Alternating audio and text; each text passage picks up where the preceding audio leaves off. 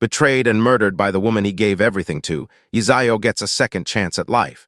He is reborn just 1 week before the world is forever changed. A virtual reality game becomes real, turning Earth into a hellscape and awakening supernatural abilities in humanity. This time, he won't be a fool in love. Instead, he liquidates his entire fortune and pours billions into the game system, unlocking a unique hidden class, the God of Wealth. With a powerful divine spellcaster as his hired guardian and a mythical tier dragon hatchling by his side, Yahello begins his solo journey to the top. His goal is simple: achieve absolute power and exact brutal revenge on the couple who wronged him. Okay, let's go to the story. The world's order collapses in the year 2077 as the virtual game apocalypse becomes a reality, turning the world into a hellscape where humans awaken supernatural abilities. In this chaos, Jiang City's richest playboy, Yahello, dedicates himself to protecting Qin Yanren, reassuring her that he has spent a fortune hiring 10 experts to ensure she levels up with the best resources. He spares no expense, even exhausting his fortune to buy her a divine artifact, and immediately bringing her any new equipment he finds. Thanks to his unwavering support, Qin Yanren becomes a god-tier powerhouse in Dragon Country. On the day of their wedding, guests whisper in envy, calling them a match made in heaven. Yahello kneels before her, asking if she will marry him, but her response is a cold and shocking refusal. As Yahello recoils in pain, another man, Huang, appears, laughing as he embraces Qin Yanren. Yahello demands to know why, and she scoffs, asking if he thought his money could buy her feelings or that his gifts gave him the right to morally coerce her. She claims she isn't cheap and that everything she achieved was through her own hard work. She then reveals that only Huang understands her struggles and that she will now give Yahello's heart to him so she can hear its beat every day, mockingly calling the gesture touching. In a horrific act of betrayal, she rips Yahello's heart from his chest while Huang calls him trash and laughs that everything he owned is now his. As Yahello's consciousness fades, he questions why she would betray him after he gave her everything. Feeling his heart turn to ash, he rejects this end, his spirit screaming in defiance. He vows that he is unwilling to let it end this way and that he will make the despicable pair pay the price for their betrayal. Suddenly, he is back in the past, hearing Qin Yanren's voice asking if he is deaf. She's telling him that she doesn't need his money and only accepted it to save his pride. He realizes with a jolt that he has been reincarnated a week before the game apocalypse descends. He is holding a card with 200,000 yuan, her monthly allowance. She complains about the mental anguish of taking his money and being called a gold digger by classmates, claiming she only did it for his own good. Stunned by the reality of his rebirth, Yahello asks her if she is regretting it already. When she asks if he means it was for her good, he retorts that she should go to hell instead. She is shocked by his response. He tells her it must have been so hard for her and declares he will never give her anything again. She mistakes this for one of his tricks and tells him she will reluctantly accept the card since he came all this way. In response, Yahello furiously tells her to get lost, immediately and right now. She is enraged, warning him that he will regret talking to her like that. He then remembers the shoes she is wearing are also ones he bought and demands she take them off before she leaves. She yells his name, telling him not to think his money makes him great or that this will make her yield, but he simply tells her that it would be a blessing if she never showed up in front of him again, as he has more important things to do. He knows the Apocalypse beta test will begin in 1 week, with the recharge system being briefly active for the first 10 minutes. Needing to gather funds, he calls a woman named Yilin, offering to sell his company shares for 20 billion all at once. She is shocked he is selling, but agrees to complete the paperwork and transfer the money within 5 days. With the deal made, Yahello resolves that in this life, he will climb the throne alone. 1 week later, a system window appears, welcoming him to the beta test of the game. Recognizing the familiar feeling, he knows this is the starting point of the apocalypse. He names his character Knight Zio and chooses the Beast Tamer class, recalling how a god-tier beast tamer once destroyed an entire guild with a dark abyss dragon. The most important moment arrives, and he opens the top-up window. He successfully recharges 20 billion, receiving 20 billion gold coins, knowing their value will multiply tenfold in 3 days. Because he was the first player to recharge over 1 billion, the system unlocks a unique hidden profession reward, merging it with his current class. He obtains a second profession, wealth. He wonders if it's a hidden class unlocked by spending too much money, a god of wealth. Suddenly, a red, humanoid frog in regal attire appears amidst a shower of gold coins, wondering aloud why a young brat unlocked him. Yahello is startled, asking where the frog jumped out from. The frog bellows that Yahello is insolent and introduces himself as Abyssal, his wealth mentor, stating that Yahello is the 709th god of wealth under his training. Yahello questions having a toad as a wealth mentor, sarcastically asking if he sells financial products. Abyssal declares he will show him what real wealth is, revealing his innate talents. Wealth rolling in, which increases his gold coins by 1% daily. Penny pincher, which prevents item and gold drop on death. Extraordinary luck. Unmatched charm, which adds 50 charm points. And power of the wealth god, which grants 1 random attribute point for every 1,000,000 gold coins spent, up to 100 points daily. Yahello is stunned by the sheer number of talents from the hidden class, though he notes none of them seem offensive. Abyssal explains that any one of these talents can bring immense riches. Yahello calculates that with his 2 billion, he would earn 22 million daily and could also gain 22 free attribute points daily through spending, realizing how overpowered the class is, especially since he spent all his money on Kin Yanran in his past life. Now with this power, he heads straight to the newbie village. Arriving at Flower Plains outside the 9,527 newbie village, he notes the server just opened, and there aren't many people, making it a perfect time to grow quickly. He knows starting as a beast tamer is difficult because they can't tame powerful beasts early on, so he needs a strategy. Suddenly, he hears a growl and a level 5 elite goblin warrior charges, yelling about the smell of human meat. Seeing the elite monster, Yahello is shocked at his bad luck and has to decide whether to fight or flee. Abyssal, running surprisingly fast, tells him there's nothing to think about. He's practically naked with no weapons and should run.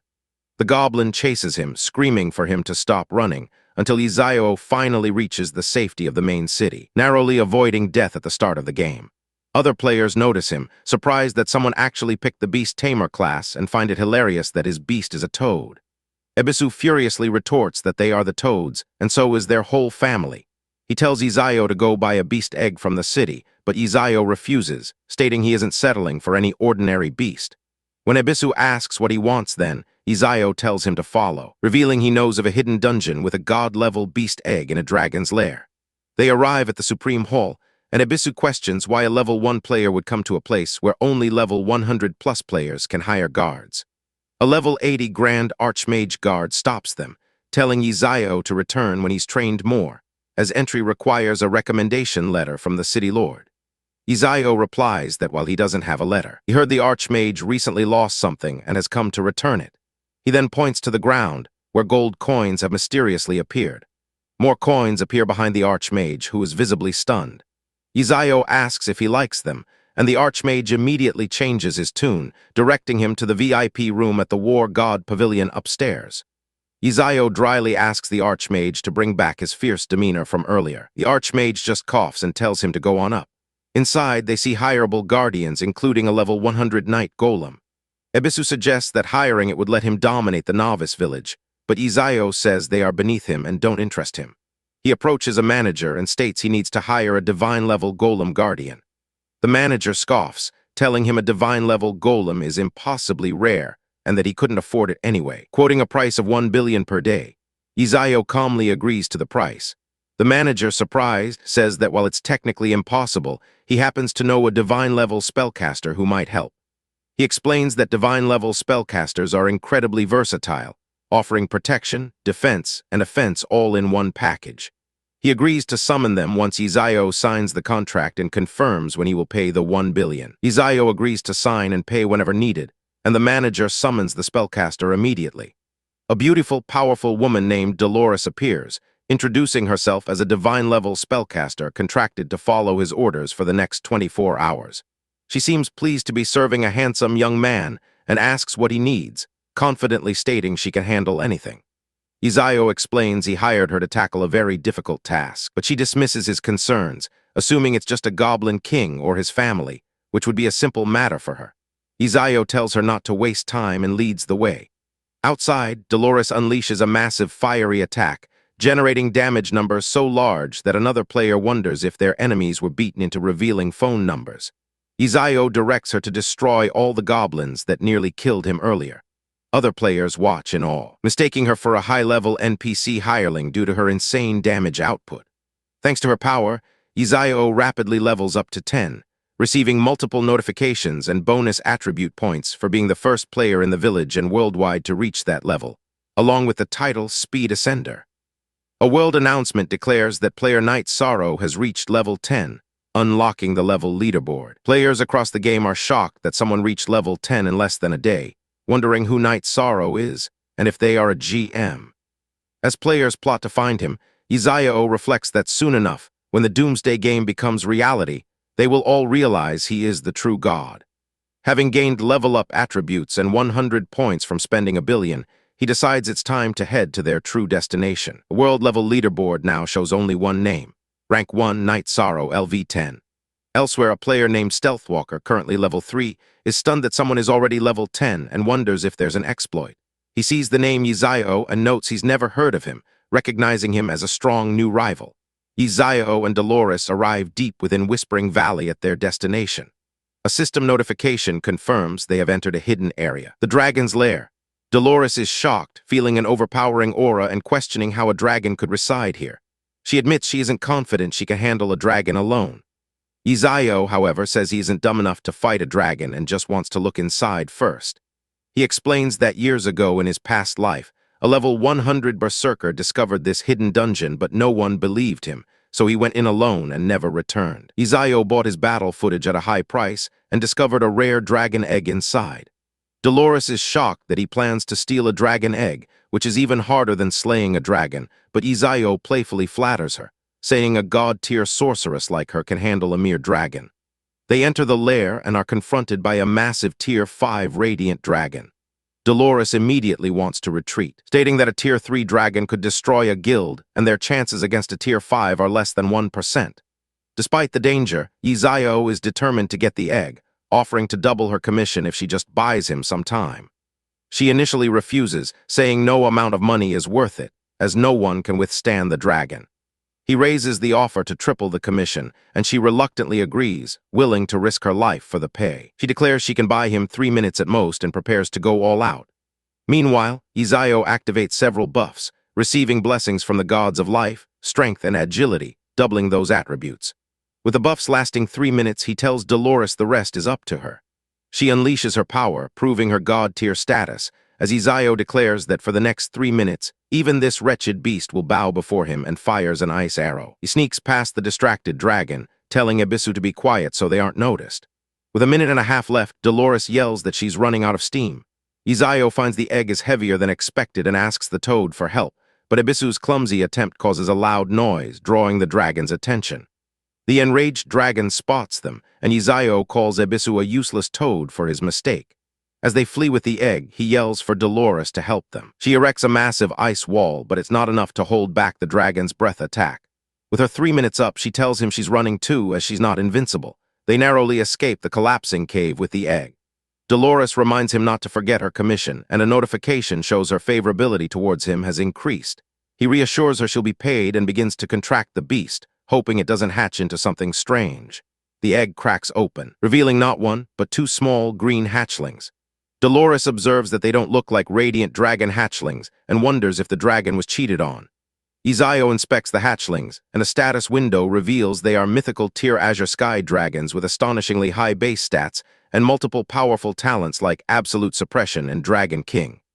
Their skills are equally broken, including a group stun and a devastating breath attack. Yahello calculates that at level 1, its breath attack would deal over 2,500 damage, an amount almost no one could withstand. Dolores remarks that he struck gold, as the hatchling has immeasurable growth potential. Yahello names one of the gray-colored dragons Little Gray, and notes that with this powerful beast, no one will mistake Abyssal for his pet anymore. He then notices Abyssal holding a badge he picked up from the dragon's nest. It is the Calamity Grade Mark of Ferocity, an item with insane stats that guarantees critical hits and has a chance for instant death. Abyssal demands it back, claiming he risked his life for it, but Yahello counters that they all almost lost their lives because of him and says he'll borrow it as compensation. Abyssal tries to charge him 10,000 coins a day, but Yahello brushes him off, calling him a buddy. Equipping the badge triggers a hidden quest to find the Fang of Ferocity. Abyssal recognizes the name as a god-tier assassin's dagger forged from the fangs of an abyssal beast, one of the most explosive weapons in the game. Just as he processes this, Yahello receives a notification that his daily game time is up, and he will be logged out in 3 minutes. He tells Dolores he's logging off and to have her coins ready for their next encounter. The next day, news reports are filled with stories of the game Doomsday, causing mass player deaths and organ failure, leading multiple nations to ban it. As Izao scoffs at the weaklings who can't handle the game, he receives a message from Qin Yanren. She demands he come to the hospital, bring food for Huang, and pay his bills, saying she'll pretend nothing happened if he complies. He curses, having forgotten about her, and regrets not blocking her number. At the hospital, Huang asks Qin Yanren if she thinks Izao will come. She is confident he will, believing he loves her too much to refuse her call. A nurse then informs Huang he can be discharged early because the hospital is overwhelmed with patients suffering from organ failure caused by playing Doomsday. Huang plans to get discharged and continue playing, asking Qin Yanren for money to pay the bill since Izao hasn't given her this month's allowance. She complains about Izao's filthy money and tells Huang to message him again, as she plans to start a gaming studio and needs the funds. She is sure that once he arrives, a few sweet words will be enough to get the money from him. The next morning, Izao logs back into the game. He tells Abyssal they need to level up fast and leave the newbie village. The village is now teeming with players, a stark contrast to the previous day. His level 10 display immediately attracts a crowd, with players begging him to carry them and asking how he leveled up so fast. Annoyed by the attention, Izao makes a run for it, with the crowd chasing after him, believing he knows a secret spot to level up quickly. He manages to lose them by heading towards a level 10 trial zone, which the other players are too afraid to enter. He arrives at the trial entrance, intending to start his class advancement trial. The guard is surprised a level 10 player arrived so fast and asks where his team is. Izao states he's doing it solo. The guard warns him that even on normal difficulty, going in alone is basically suicide, but Izao brushes it off, saying he has plenty of life to spare. He approaches the difficulty selection, and to the astonishment of the guards who can see his choice, he selects Abyss difficulty for his solo run. Inside the trial, he reflects on his last life, where his elite team with full bronze gear almost got wiped out because he had to carry Qin Yanren. This time, he is here for revenge and summons his mythical grade beast, Little Gray, confident in their success. A level 10 mutated savage snow wolf with 5,000 HP immediately appears.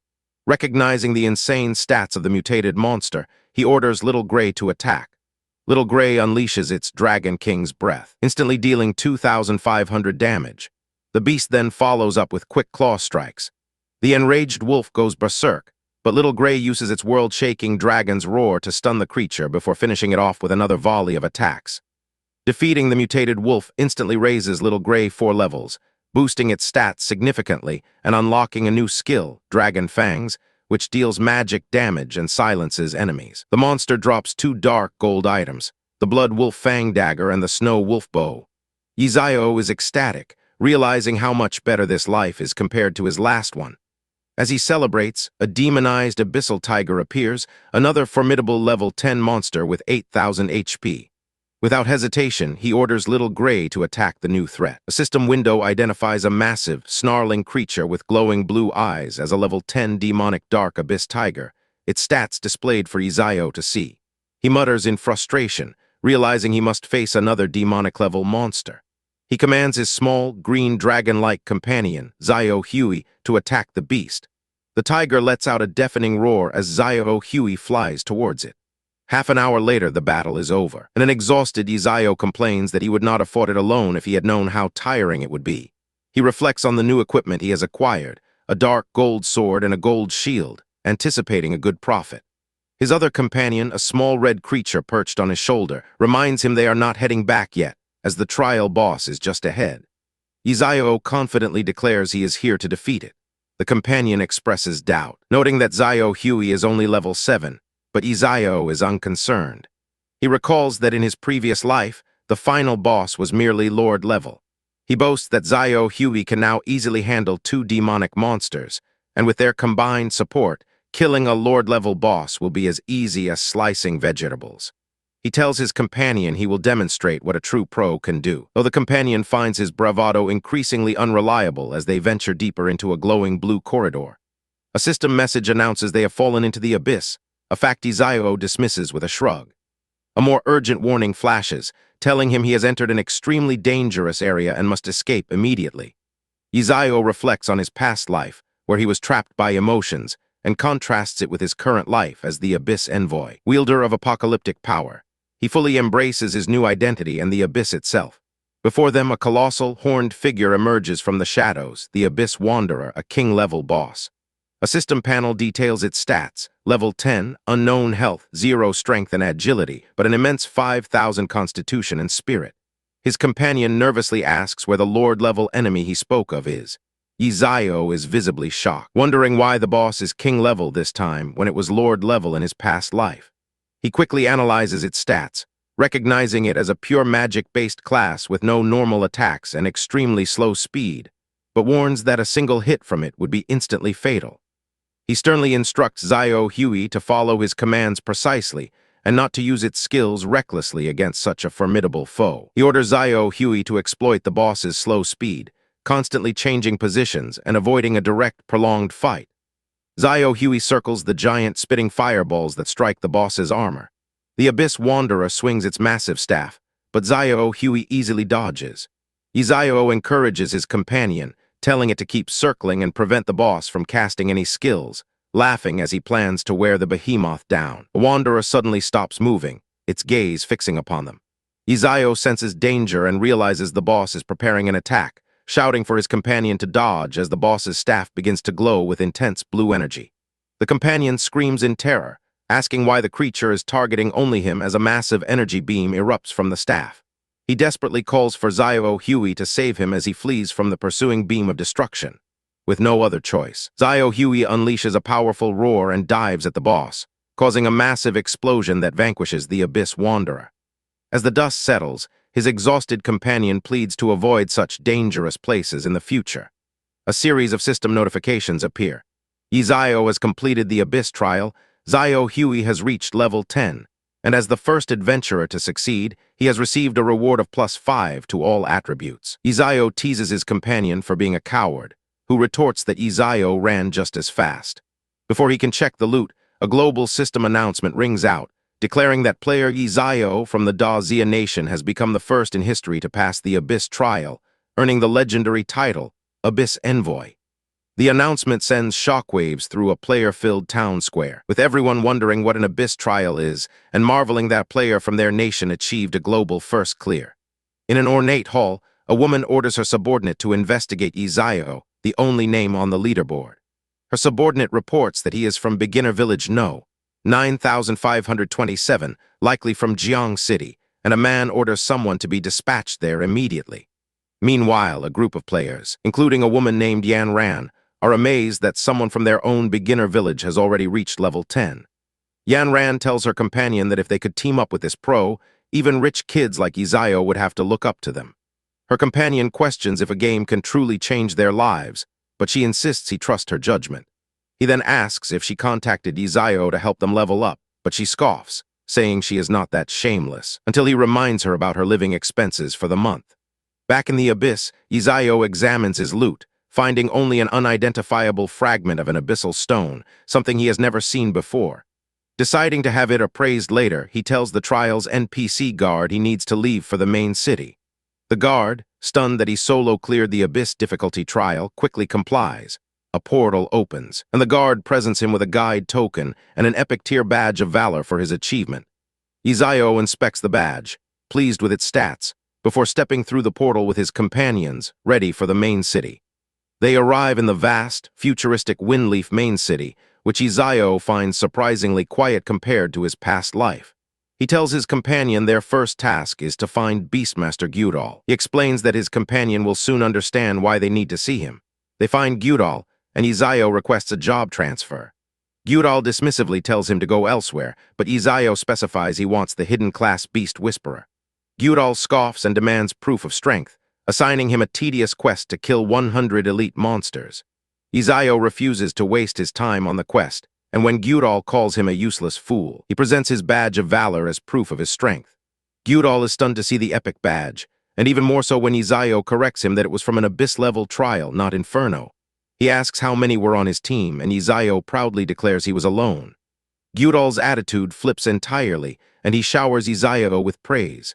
Yahello silently mocks the swift change of heart and asks if he can transfer now. Gyudal agrees, but asks to see the beast that cleared the trial. Upon seeing Zio Huey, Gyudal is astounded, identifying it as a god-tier dragon hatchling. He declares that the Beast Whisperer class is unworthy of such a creature, and instead gives Zio a referral letter to the royal chief Beast Tamer, triggering a new hidden quest. Dragon's Whisper.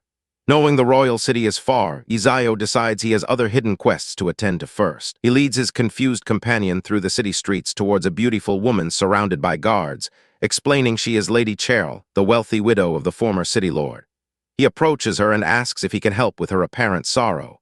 She reveals she has lost a personal item, a beautiful flower, and will be grateful if he can find it, triggering yet another hidden quest. Ignoring his companion's bewilderment, Zio leads him not to a garden but to a tool shop, where he asks the shopkeeper about treasure boxes. Hearing they can contain legendary items, Zio demands the most expensive one. He then shocks the shopkeeper by declaring he will buy every single treasure box in the store. He orders the man to open them all one by one. After opening 99 boxes filled with common items, only one remains. Inside the final box is a glowing, crystalline flower. With the quest item secured, Zio goes to see Lady Cheryl, who is in her bath, attended by her servants.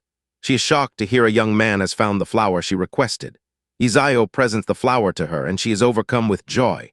When she offers him any reward from money to rare artifacts, he declines, stating he is interested in neither. Amused, she teasingly offers herself as a reward, but Zio clarifies he only requires her assistance in obtaining citizen status. Her favorability towards him increases significantly.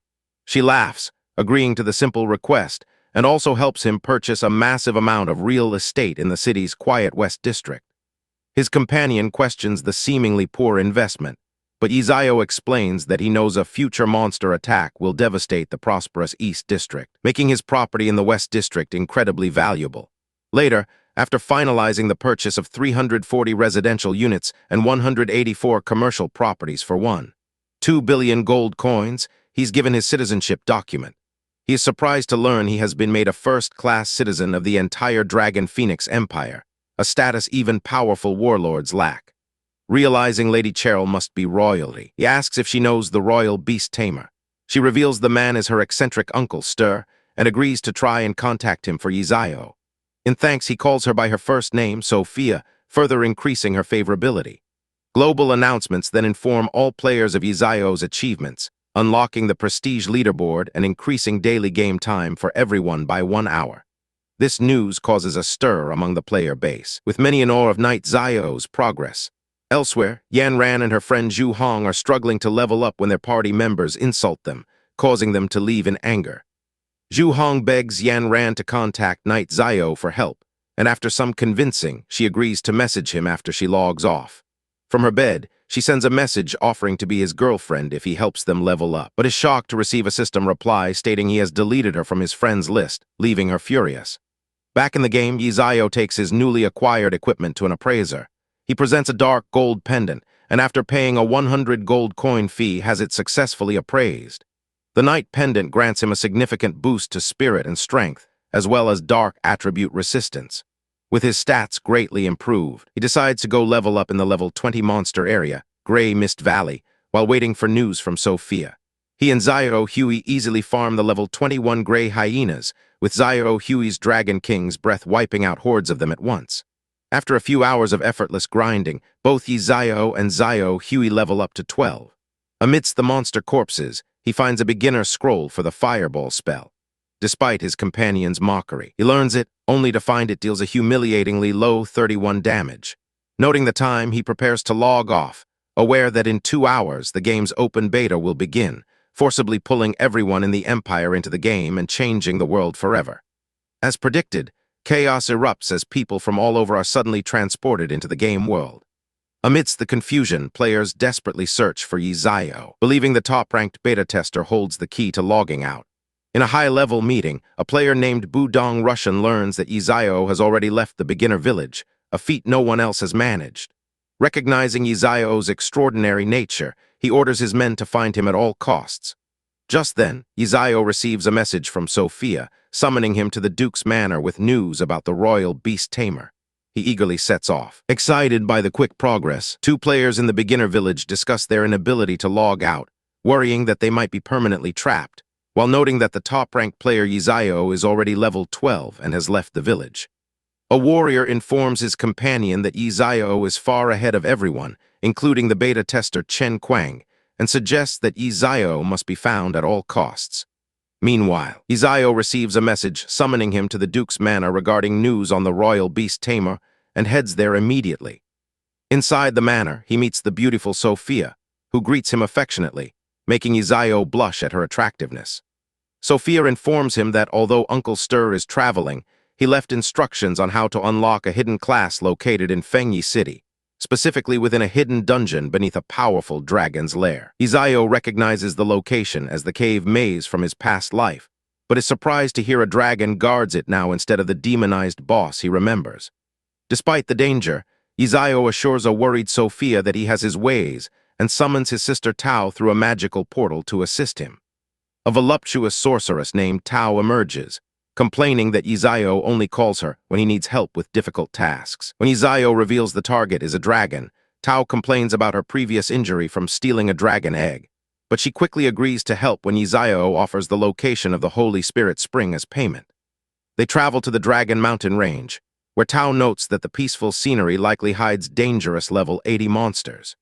Izao leads them to a hidden spot beneath a steep slope to avoid a patrolling dragon and locates a stone seal. Using his dagger, Izao carves specific runes into the stone to activate the teleportation formation, shocking Tao with his knowledge of the ancient mechanism.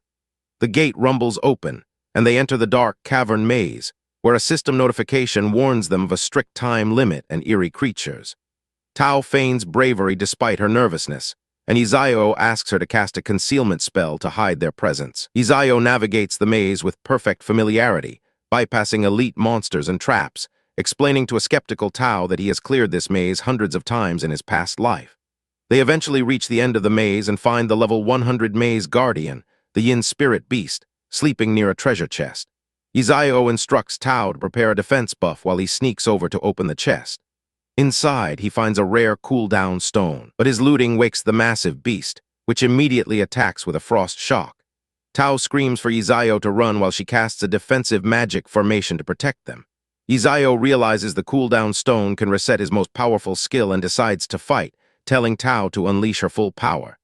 The Yin spirit beast roars and begins summoning a dragon, causing the cave to crumble around them. A massive dragon head bursts through the ground, breathing fire and forcing Izao and Tao to run for their lives. As they flee, the Yin spirit beast chases them, so Izao activates the cooldown stone to reset his brutality skill and turns to face the monster. He unleashes a devastating attack that deals over 900,000 damage, instantly killing the level 100 boss. The system announces his victory to the entire world, and Izao instantly levels up to the cap of level 20. With the cave collapsing and the summoned dragon still raging, Izao opens a portal and pulls Tao through to safety just in time. Back in the city, Tao catches her breath while the dragon continues to roar from the dungeon entrance. Izao returns to Sophia with the scroll he retrieved, and she leads him to a hidden chamber to meet the royal beast master, Stir. Master Stir welcomes Izao and begins the ritual to transfer his class using the parchment. During the process, 5 crystal balls representing potential appear around Izao, and to Stir's shock, all 5 activate, indicating potential beyond human limits. Izao successfully transitions to the unique hidden profession, Beast God Master, and receives a set of overpowered innate talents and a blueprint for a god-tier weapon. Stir praises Izao as having entered the divine realm, and Izao leaves to challenge the Abyss trial to test his new power. At the trial entrance, he sees other players struggling, including a solo warrior who runs out screaming about mutated monsters. Izao enters alone and summons his pet dragon Old Huey, and together they easily decimate the stone monsters inside. They encounter the level 20 king-tier boss, the Abyss Watcher, and crush it with ease, shocking the players outside who are monitoring the leaderboards. Izao receives a server-wide announcement for the first kill and obtains the Stone of Valor, though he is disappointed the boss didn't drop any equipment. He uses the Stone of Valor to upgrade his emblem into a legendary item, vastly increasing his power. Suddenly, a system maintenance notification appears, forcing all players to log out and return to the real world. In reality, news reports confirm that players who die in the game also die in real life, causing panic, while a wealthy young master orders his subordinates to find Knight Zio to control the future. Izao wakes up and realizes the real-world invasion is proceeding slower than in his past life, giving him time to prepare. He logs back into the game and grinds levels in the Gray Mist Valley, reaching level 24 and widening the gap between himself and the second-ranked player. Meanwhile, in the dragon's nest, two massive dragons discuss the missing egg and sense the presence of a dragon prophet, debating whether this human poses a threat to their race. A red dragon flies alongside a black one, asking if its companion felt the repulsive divine aura coming from the human they are pursuing. The black dragon is incredulous, questioning how a mere human could possess such power. The red dragon, identifying himself as the dragon tribe's prophet, explains that he sees more than others and is willing to entrust the future of their race to these mortals.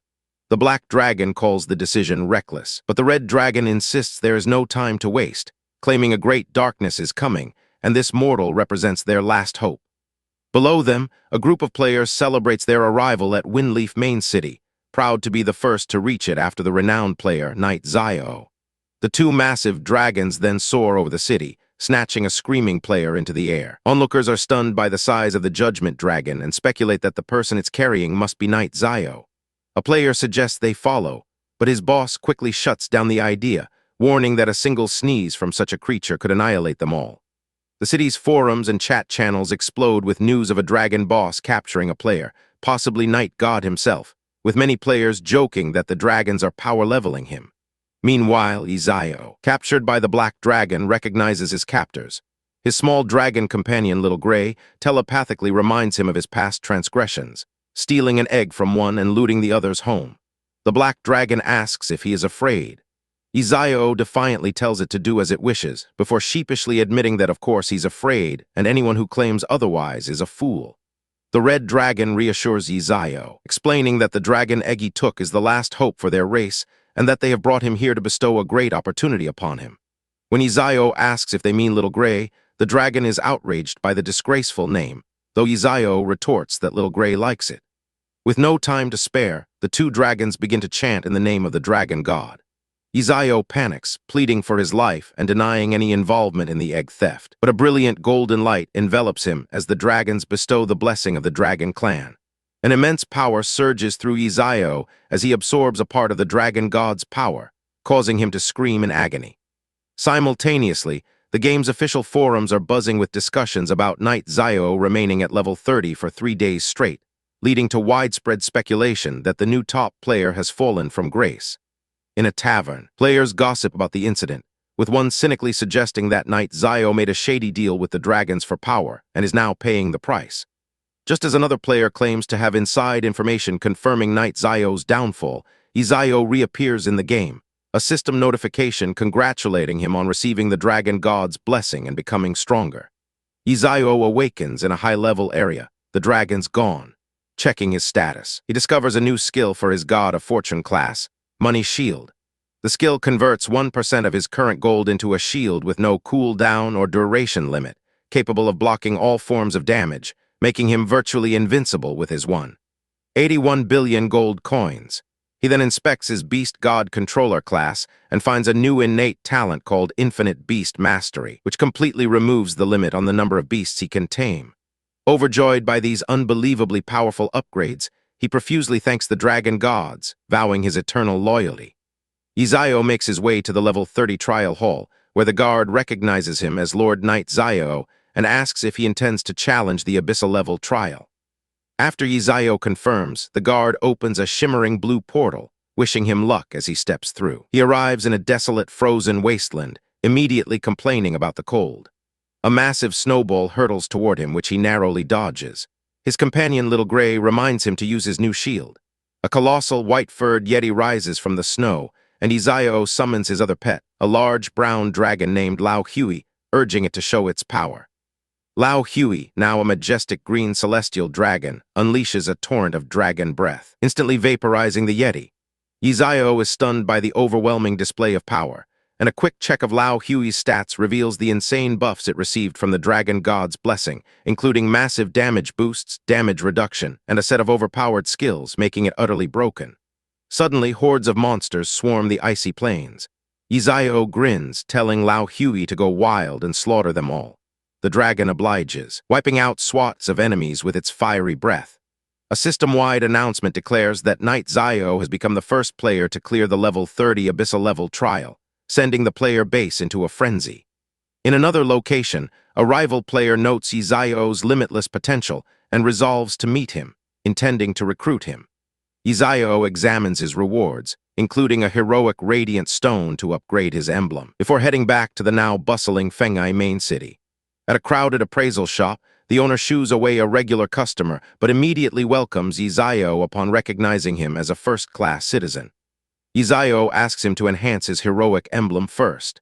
The emblem glows with a brilliant light as it's successfully upgraded to legendary grade, its improved stats dazzling the onlookers. The crowd instantly realizes he is the famous Knight Zio and swarms him with requests, pleas, and outlandish offers.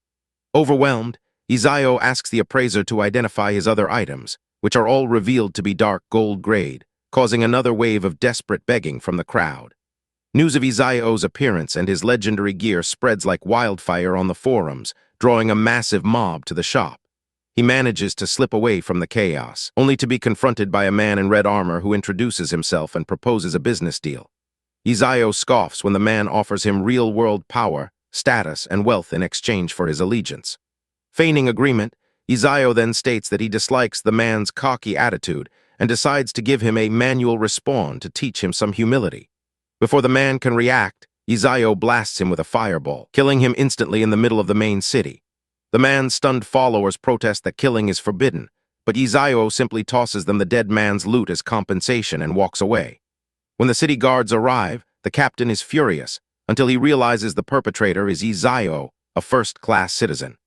The captain's demeanor shifts instantly, apologizing for the disturbance and blaming the vagrant for daring to offend a person of Zio's status. At the Duke's mansion, Duchess Layla learns of Zio's return and his actions. Meanwhile, at the resurrection point, the man Zio killed revives, vowing revenge. He orders his assassin to retrieve his dropped gear, but Zio appears behind them, vaporizing the assassin and stating that they won't be needing the gear anymore. He proceeds to kill the man repeatedly as he respawns, explaining his philosophy of removing a problem at its root. The man's remaining subordinate can only watch in horror. With each respawn, the man threatens Zio's family and friends, but Zio remains unmoved, killing him again and again until he is forcibly logged out of the game. The commotion attracts the attention of the elite black-robed judges who arrive to apprehend the lawbreaker. Knowing he can't fight them, Zio calmly surrenders. He is brought before the Dragon Phoenix Empire Court, where he explains he was defending his dignity as a first-class citizen against threats and harassment. Just as the judge sentences him to exile, Duchess Layla intervenes. Citing Zio's status and friendship with her, she persuades the judge to not only drop the charges, but to declare Zio's actions justified. Free again, Zio thanks Layla. She expresses her relief that he is safe after being captured by dragons, and he hints that the experience was a blessing in disguise. He asks to speak with Mr. Stir about his second-class mission, shocking Layla with his rapid progression to level 30. At the mansion, Mr. Stir explains that advancing a hidden class requires gaining the recognition of the gods, which likely means finding the mythical Lost Temple, a place that appears and disappears at random. Zio accepts the quest to find it, but decides to first prepare for a more immediate threat, the first strange invasion. He recalls that on the following day a portal will open, unleashing hordes of monsters that will destroy Fenghai main city. Knowing he can't defend the city alone, he contacts a powerful acquaintance, Sister Tao. The fiery pink-haired woman appears, initially suspicious of his request, but agrees to guard his properties in the West District for a day in exchange for her usual fee. That night, Zio is forcibly logged back into the game, unable to log out. Sister Tao arrives punctually at his shop. As they talk, purple lightning tears through the sky and rift open, unleashing swarms of demonic creatures upon the city. Chaos ensues as guards issue a citywide alert and monsters begin slaughtering civilians. Sister Tao asks how he knew this would happen, but Zio simply encourages her to unleash her full power as a divine-level sorceress. A level 100 Lord-class boss emerges, and Sister Tao curses Zio for tricking her into another impossibly difficult fight. Reminded of her promise to protect his property, she casts a devastating 5 heavenly lightning spell, annihilating the boss instantly. However, more monsters, including flying elites, pour from the rifts. Exasperated, Sister Tao yells at Zio to stop spectating and help. He grins and summons his dragon, Lao Hui, announcing that it's their turn to join the fight. The red dragon continues its assault as adventurers on the wall cry out that they can't hold on any longer, urging each other to keep the monsters from getting close. Yizayo, however, makes quick work of them. His fist glowing as a system notification congratulates him for killing a strange elite-level boss. He instructs his small green dragon, Zio Hui, to be more careful after it accidentally destroys a shop while fighting. As a whole new wave of monsters approaches, Yizayo tells Zio Hui to strike fast, resulting in another system notification announcing the death of an elite-level boss. The system continues to flash messages as they kill more normal-level bosses, and Yizayo remarks to himself that killing bosses is the fastest way to level up. He contacts Sister Tao, telling her he's counting on her to defend the West District while he and Zio Hui continue to hunt. She complains about the workload and demands more pay. Yizayo notices that the monsters dropped an epic grade Devourer's ring, and he eagerly tells Zio Hui to go kill more bosses. Elsewhere, other groups of players are not so fortunate. One player screams for someone to save him while his companion is struck down, vowing to take the monsters with him. Another group is overwhelmed, and their leader tells them to look for a chance to escape, admitting the bosses are far too strong for them to handle. A player named Storm sacrifices himself to buy his team 5 seconds, telling his boss to take the others and run before he is brutally killed. His teammates cry out his name in despair, believing all hope is lost. Suddenly, a massive fiery blast slams into the monster, dealing nearly 8,000 damage. The surviving players look on in shock as the boss is defeated in a single strike, and they see a small baby dragon, Zio Hui, flying overhead. Zio Hui unleashes a torrent of fire, incinerating another group of monsters with ease. Yizayo nonchalantly tells Zio Hui that there are more bosses to kill nearby. The rescued players watch in awe, commenting on the baby dragon's unbelievable strength. They recognize Yizayo and call out for him to wait. He turns and asks what they want. The players thank him profusely for saving their lives and pledge their unwavering loyalty to him. Yizayo tells them not to worry about it, as he was just passing through. He then advises them that the West District is relatively safe now if they don't want to keep hunting bosses. As Yizayo leaves, the players gush about how cool he is, with one even joking he'd have a child with him if he were a woman. They decide to take his advice and head for the West District. Meanwhile, Yizayo tells Zio Hui that killing common monsters is a waste of time, and that they should head for the city gate, which he calls the real battlefield. Later, the rescued group arrives in the safer West District and wonders why Yizayo is still patrolling outside the city, correctly guessing that he's hunting bosses to level up. They are then stunned by a system notification showing that Yizayo has reached level 35, recalling that he was only level 31 the previous day. Suddenly, a player spots a massive fireball in the sky and asks what it is. Another points out that it seems to be coming from the direction of the main city gate, just before a colossal explosion tears through the city's defenses. At the now destroyed main gate of Fenghai Main City, a towering level 100 Lord-class boss, the Skeleton King, stands amidst the rubble. Yizayo observes it from a distance, acknowledging that it will be tough to defeat on his own. Below, a soldier frantically reports to Lord Ader that the wall is gone and their forces are overwhelmed, begging for the order to retreat. Lord Ader reluctantly gives the command. Just as morale collapses, bolts of divine lightning strike down from the sky, shocking everyone. The soldiers realize a divine-level expert has arrived to help and rally with renewed hope, charging back into the fight. The expert is Sister Tao, who immediately asks Yizayo if he seriously called her there because he wants to kill the level 100 Lord boss. He cheerfully confirms it, telling her he has a way and just needs her to get him close. Sister Tao expresses her disbelief, but Yizayo insists he's being completely serious. Convinced, she agrees to help and casts a powerful buff on him. He then asks her to use her power as a divine sorceress to clear a path. She obliges, unleashing a massive magical explosion that vaporizes the smaller monsters between them and the boss. She yells for him to go, and he compliments her on her amazing power. On the wall, Lord Ader recognizes her as Lady Dorothy and declares that Fenghai City will be saved. She instructs him to take his men to defend the north side, leaving the main gate to her and Yizayo. Lord Ader orders his troops to fall back to the north zone as instructed, even as he notices the seemingly low-level Yizayo approaching the main boss. Sister Tao warns Yizayo that she won't be picking up his corpse if he dies, but he confidently reassures her that he won't. He declares that the hunting hour has begun, and telling an impatient Sister Tao to just watch, activates his skill, Brutal Massacre. Yizayo unleashes his ultimate skills, brutal execution and instant death upon the Skeleton King. The formidable Lord-class boss is obliterated in a single, devastating attack.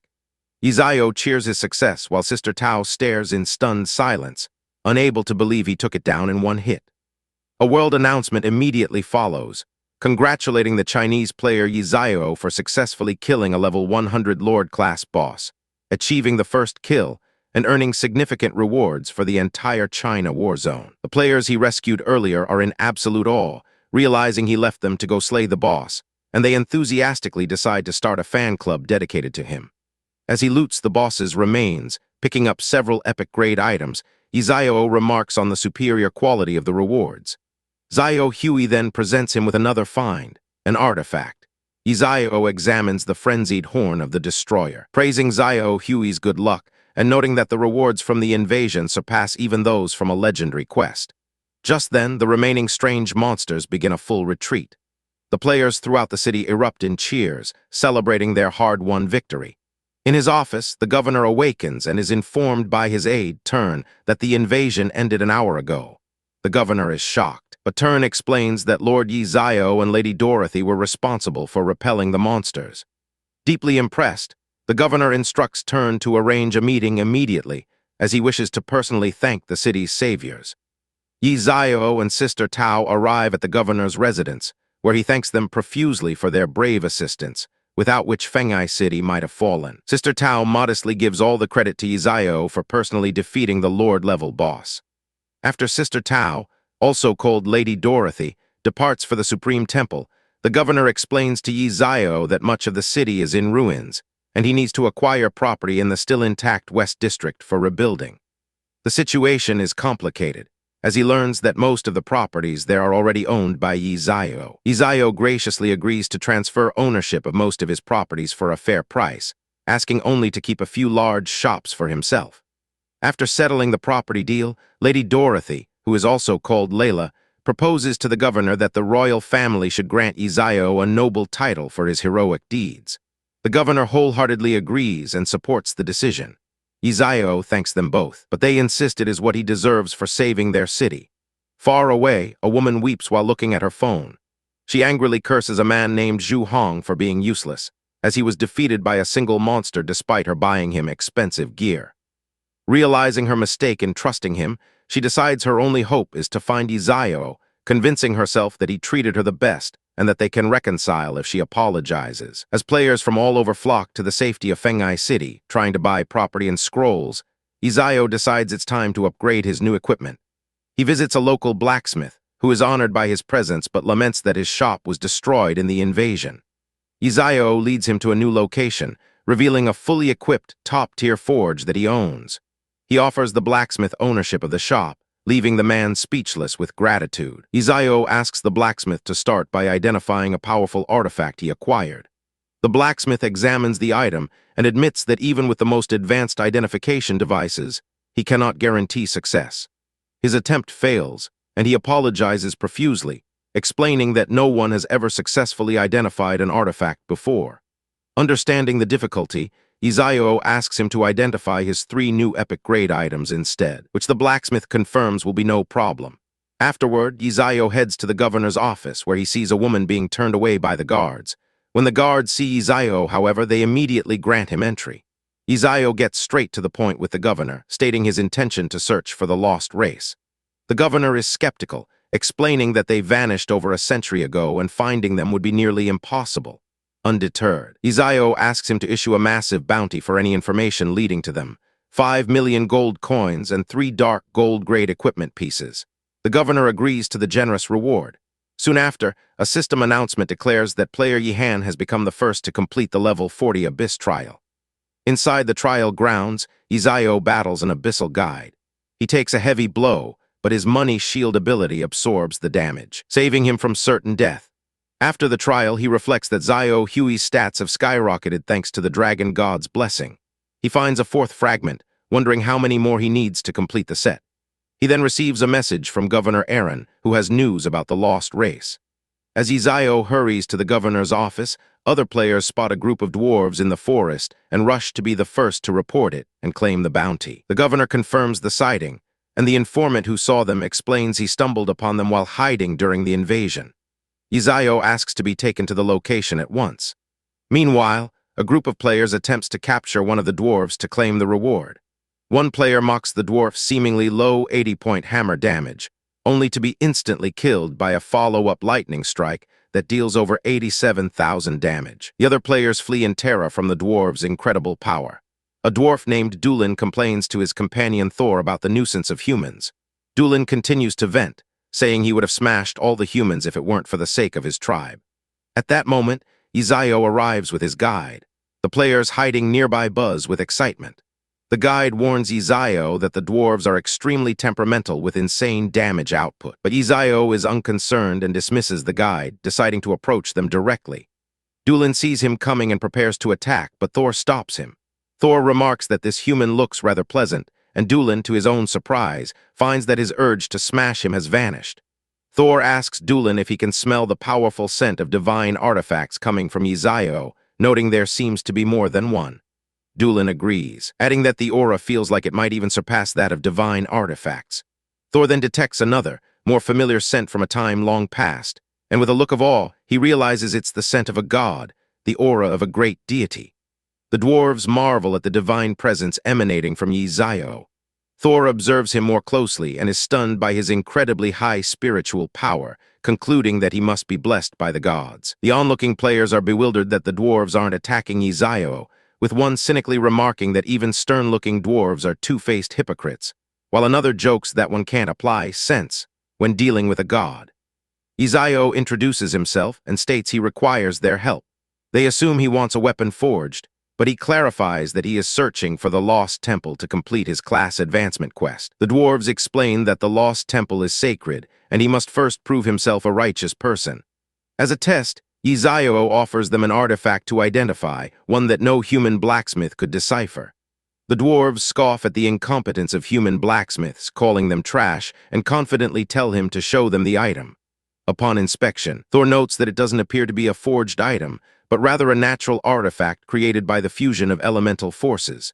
He identifies it as one of the horns of the god of destruction, and they are stunned to learn that Yahello obtained it by defeating the Lord-class boss during the invasion. When Yahello asks if they can identify it, they say it's not hard but will cost a lot. They start by asking for 500 gold coins. Thinking he can't afford it, they quickly lower the price to 300. In response, Yahello offers them a staggering 1 million gold coins each if they succeed. Dazzled by the sum, the dwarves eagerly agree and immediately begin the identification process, which proves to be a success.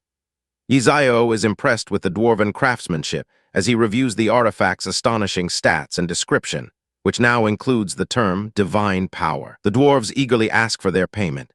Yahello invites their entire clan to follow him to Fengai main city to collect their reward and celebrate with a grand feast. The dwarves, who have never been to a human city, are ecstatic.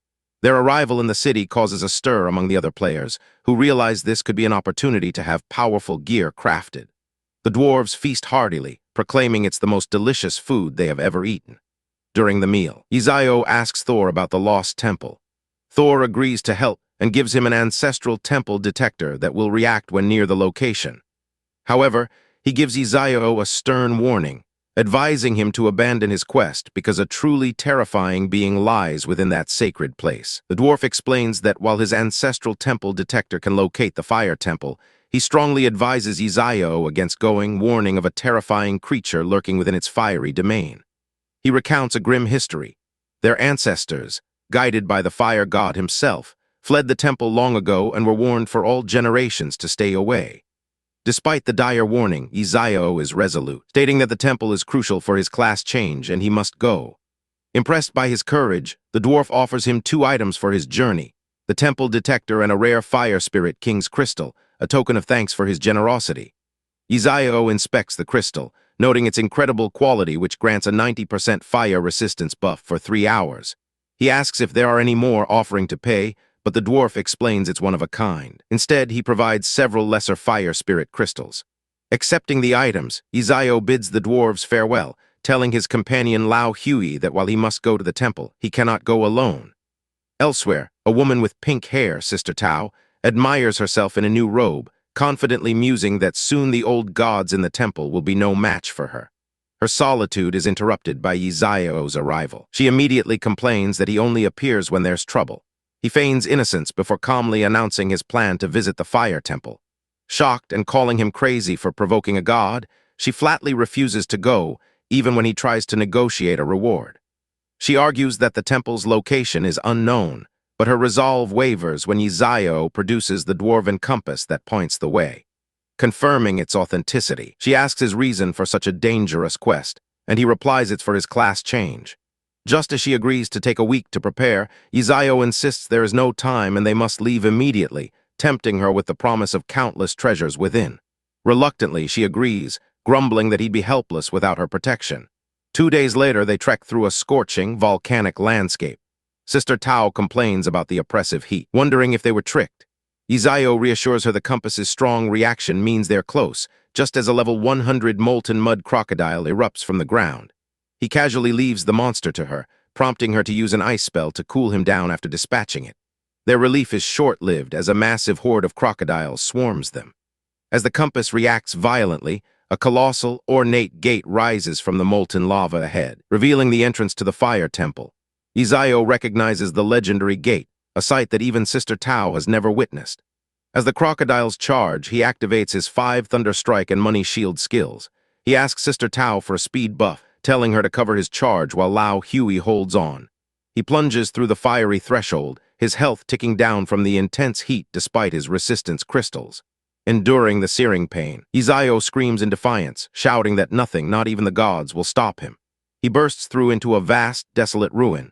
A towering statue animated by a skeletal figure addresses him as an intruder and commands him to state his purpose. When Yahello says he is there to explore, the statue, identifying itself as the god Hephaestus, demands he kneel to receive its blessing and awaken his potential. Yahello scoffs at the idea of kneeling to a statue, which enraged the entity. It unleashes immense pressure, declaring that kneeling before it is the highest honor and attacks him with divine fire. Frustrated at being bullied, Yahello decides to fight back with a divine artifact of his own. His small dragon companion, Zio Huey, emerges and attacks the statue without being prompted.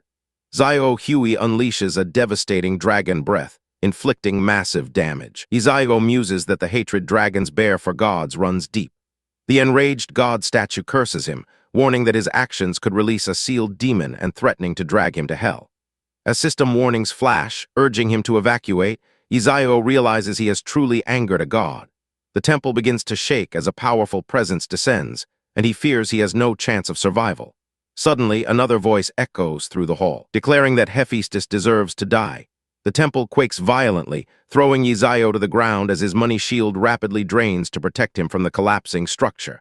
When the chaos subsides, he looks up to see a magnificent, colossal phoenix of fire, its stats all listed as unknown. He suspects this is the creature the dwarves spoke of. The phoenix asks if he was the one to smash the statue, and Yahello confirms he was. The creature praises him but advises him to flee, as Hephaestus himself will soon arrive. Confused, Yahello asks why, and the phoenix explains that destroying the statue has awakened it, and it will soon break its divine shackles, an act that will certainly draw the gods' attention. It reveals with fury that Hephaestus sealed it away long ago, ambushing it during a moment of weakness after it had given birth to its offspring. Realizing a baby phoenix is involved, Yahello offers to save it. The phoenix initially scoffs, but is stunned when Yahello summons his powerful dragon, Zio Huey. It recognizes the blessing of the dragon god and is shocked that a human could wield such power. After a tense moment, the phoenix demands to know the whereabouts of its offspring. Conceding that it may be fate, it gives Yahello a feather, telling him it will guide him to the egg, which lies hidden within a sea of fire. Elated, Yahello dives headfirst into the lava pool. The fire resistance crystal barely keeps him alive as he takes immense damage, but he pushes forward, getting ever closer to his prize. He soon finds it, a glowing, fiery phoenix egg. As he triumphantly holds it, a divine blast strikes him from nowhere, cracking his shield. Lao Huey yells for him to run. Heeding the warning, he flees the lava with the egg. The phoenix is astounded that a mere mortal could survive the molten depths and retrieve its child. Just then, the booming voice of Hephaestus descends upon the temple, condemning Yahello for his transgressions and vowing to tear him to pieces. The phoenix urges him to take the egg and run, but Yahello asks if there is a way to break its seals. The Phoenix explains that 2 divine seals must be broken simultaneously, an impossible task for a mortal. Undeterred, Yahello reveals the horn of the Destroyer, a divine artifact. The Phoenix is shocked but states one is not enough. Yahello then presents a cooldown stone, explaining he can use the horn's power twice in a row. As Hephaestus fully manifests, declaring his intent to devour Yahello's power, Yahello leaps into action, refusing to let the fire god have his way. He strikes the first seal with the horn, then uses the cooldown stone to instantly reset its power and shatter the second. With its shackles broken, the Phoenix is free. Hephaestus appears in his true form, a colossal, fiery giant, and orders Yahello to offer up his life. But the freed Phoenix intercepts him, expressing shock that Hephaestus has come just in time to face its wrath. The Phoenix declares that only the god's filthy blood can wash away its shame, and the 2 divine beings clash in a furious battle. Yahello and Lao Hui wisely take cover. Hephaestus taunts the Phoenix about its weakened state, but the Phoenix proves him wrong, tearing through the god's form with its talons. Hephaestus screams in agony as he is ripped apart. Lao Hui watches in terror, worried the brutal Phoenix will turn on them next. As the god's divine essence dissipates, the Phoenix proclaims it will be reborn in fire. Yahello nervously tries to return the egg, but the Phoenix surprises him by saying it should be the one to thank him. As a reward, the Phoenix gifts him 2 drops of Hephaestus's divine blood. It explains that the blood is needed to finally hatch the egg and entrusts Yahello with the sacred duty of bringing its child into the world.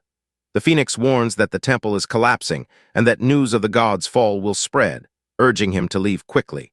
Yahello, however, refuses to leave without looting the boss drop, grabbing Hephaestus's damaged but still epic-grade staff from the wreckage. Meanwhile, in a divine realm, the other gods react with fury upon learning of Hephaestus's avatar being destroyed and the Phoenix of Death being freed, derailing a crucial part of their plan. Their leader silences them, ordering them to find the cause of this disruption. Outside the crumbling temple, Sister Tao fears the worst, but then Yahello emerges safely, carried by the massive Phoenix. She is stunned to see him alive and allied with such a powerful creature. The Phoenix entrusts its child to Yahello one last time before departing. On the ground, Sister Tao marvels at his incredible luck. He shows her the divine blood he acquired. The moment he touches it, a system notification announces that his exposure to divine power has advanced both his God of Wealth and Beast God Tamer classes. Sister Tao's own level rises as a result of his class up. Yahello is ecstatic as he reviews his massively upgraded skills, including one that allows him to upgrade king-class beasts to the mythic level.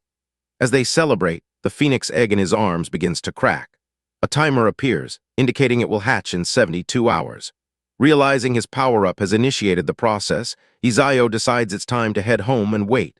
When Sister Tao asks about her payment, he casually brushes it off as a small matter. Yahello arrives back in Fenghai Main City to find a commotion, where a woman threatens to beat a man to death if he bothers her again.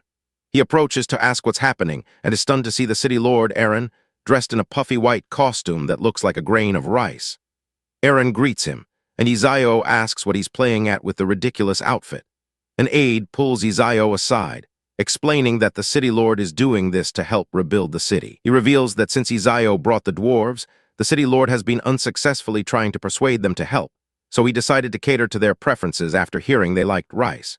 Yahello is incredulous, asking if the city lord is actually cosplaying as rice. The aide laments how much the city lord has shouldered, while Yahello marvels at the bizarre logic behind the action. He tells the aide to have the city lord change clothes, as he will handle the dwarves himself. Yahello approaches the dwarves' workshop, where he is angrily confronted by a dwarf named Saul who threatens him. Yahello reveals himself, and Saul, surprised, asks if he has found the fire temple. Yahello confirms he found it and went inside, but explains he cannot take them back because the temple has collapsed. He then presents the staff of the Lord God of Fire. Recognizing the artifact, Saul and the other dwarves declare Yahello the god's envoy and beg him to lead their tribe. The dwarves bow, pleading for guidance. Yahello agrees and instructs them to stay and rebuild Fenghai Main City, an order they happily accept. He then asks another dwarf, Thor, to craft some equipment for him, which Thor enthusiastically agrees to. Meanwhile, the city lord has changed into a sesame seed costume, still hoping to win the dwarves' favor. His aide returns to inform him that the dwarves have left with Yahello to help rebuild the city. The city lord is ecstatic, believing his own efforts were successful, but the aide clarifies that it was Yahello who convinced them just minutes after returning, leaving the city lord stunned. Dejected after hearing the details, The city lord announces he is off to find a job at the circus.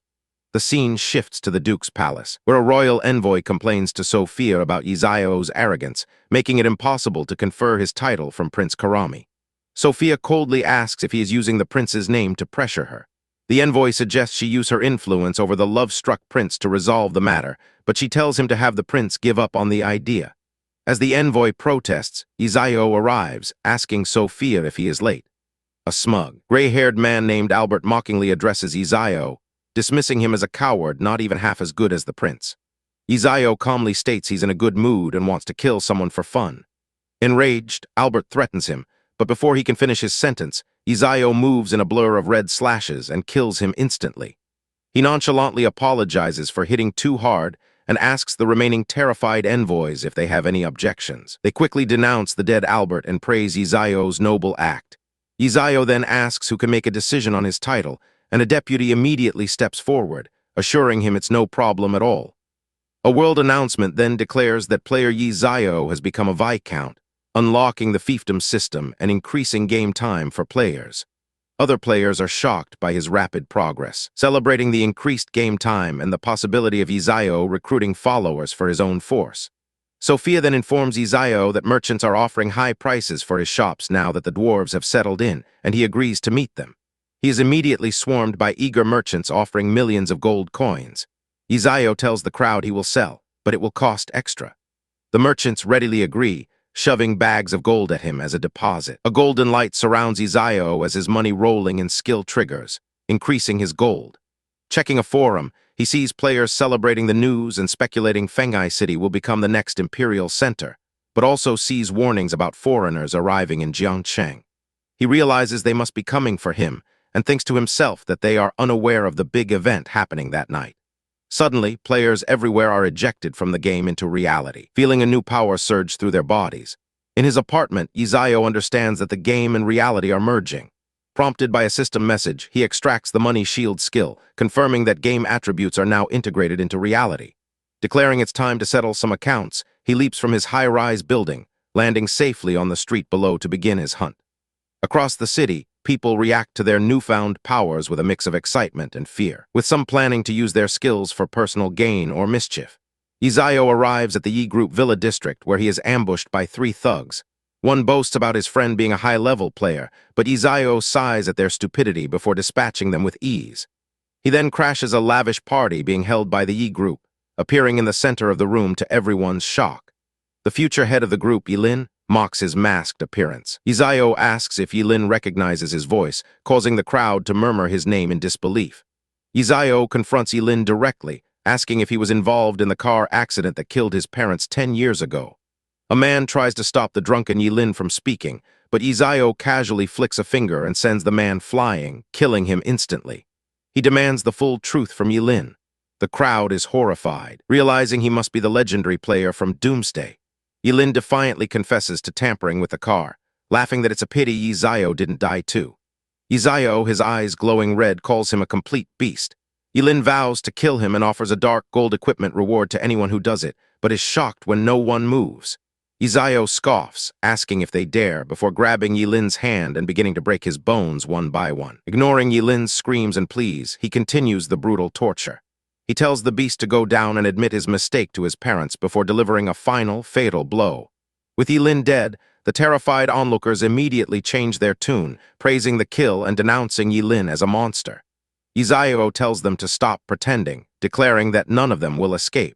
He unleashes a flurry of attacks, killing the panicked crowd members as they plead for their lives. Standing alone amidst the carnage, Izayo feels his revenge, which has spanned 2 lifetimes, is finally complete. Elsewhere, a group of 5 of his enemies celebrate their newfound powers, confident they can defeat Izayo. Suddenly, Izayo appears before them, having found their location. He scoffs at their plan to backstab him in real life and tells them to ask King Yama if they have any doubts before engulfing them in a massive fiery explosion. As the building burns, armored police units surround the area. A man introduces himself as Lai Huan, the governor of Jiangcheng, and asks Izayo to help restore order to the chaotic city. Izayo agrees but says he has a request. Following this, an official post on the Doomsday Forum announces Izayo's public identity, and players celebrate that Daxia will now be more stable. Elsewhere, a woman who had scorned him now regrets her actions and resolves to find him, hoping he will come back to her. Back in the game world, which has become orderly thanks to his intervention, Yahello returns to Fengai City. He visits the dwarf Thor and shows him blueprints for the claw of the beast god and the beast god's helmet. Thor is ecstatic, recognizing them as a legendary set and estimating it will take 3 days to craft them with enough materials. Yahello agrees and then visits a beast taming shop to buy all their high-level taming fruits. He feeds the fruits to his dragon, Huey, wondering if it will be enough to hatch his phoenix egg. Huey's stats skyrocket to terrifying levels, becoming unreadable. Bored with waiting, Yahello takes Huey to a high-level mysterious jungle to test its new strength.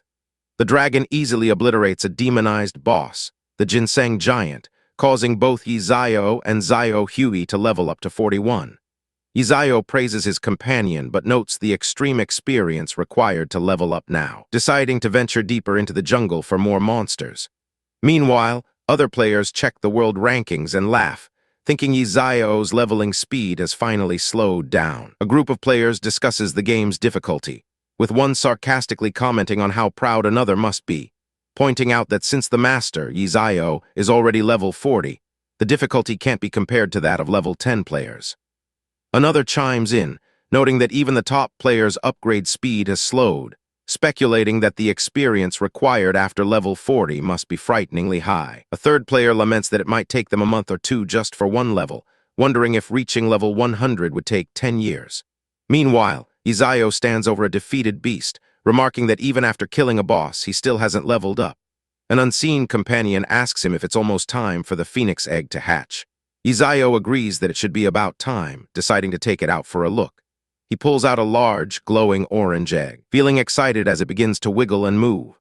The egg shakes violently, cracking as light bursts from within. The cracks spread rapidly across its surface until it shatters, revealing a brilliant pillar of light from which a magnificent red and gold phoenix emerges, taking flight. The companion's voice exclaims that this must be the beast that hasn't successfully hatched for hundreds of years, remarking on how lucky Yahello is. Yahello admires his new companion. A detailed system panel appears, identifying the creature as a level 1 mythic immortal phoenix with no nickname. Its talents include absolute suppression, increasing damage to lower-tier creatures, and Flame Supreme, which grants control over all fire. It also has a mythical bloodline providing attribute bonuses on level up and regeneration. Its skills include Burning Sky Flame and Falling Comet for area of effect damage, and passive abilities like Soul Explosion. Most impressively, it possesses Immortal Nirvana, a unique talent that allows it to survive fatal damage and enter a state of nirvana, with 3 attempts remaining. Yahello thinks to himself that this phoenix, with its incredible group attack skills, looks even more powerful than his dragon, Huey. He laughs, pleased that this powerful ally has arrived just when he needed it. He then wonders what name he should give the phoenix. He recalls that its father in the Fire Temple gave it a name, but he finds Huang to be a bad name and decides to call it Huo instead. The phoenix pecks his hand in protest, so he jokingly offers the names Huang or Huo only to get pecked again. Yahello relents, agreeing to listen to its father and call it Huang. Still, he decides to call it Luo for short, which seems to appease the creature, though it pecks him one last time. Suddenly, a green mist rises from the forest floor, and Yahello wonders what is happening. His companion identifies it as poison gas, possibly from venomous rats. The companion explains that these creatures spit venom that causes lasting poison damage. Huey, the dragon, flies ahead into the mist and breathes fire at unseen enemies. Yahello yells at Huey not to fight them and to run instead. A massive swarm of monstrous rats with glowing red eyes emerges from the woods.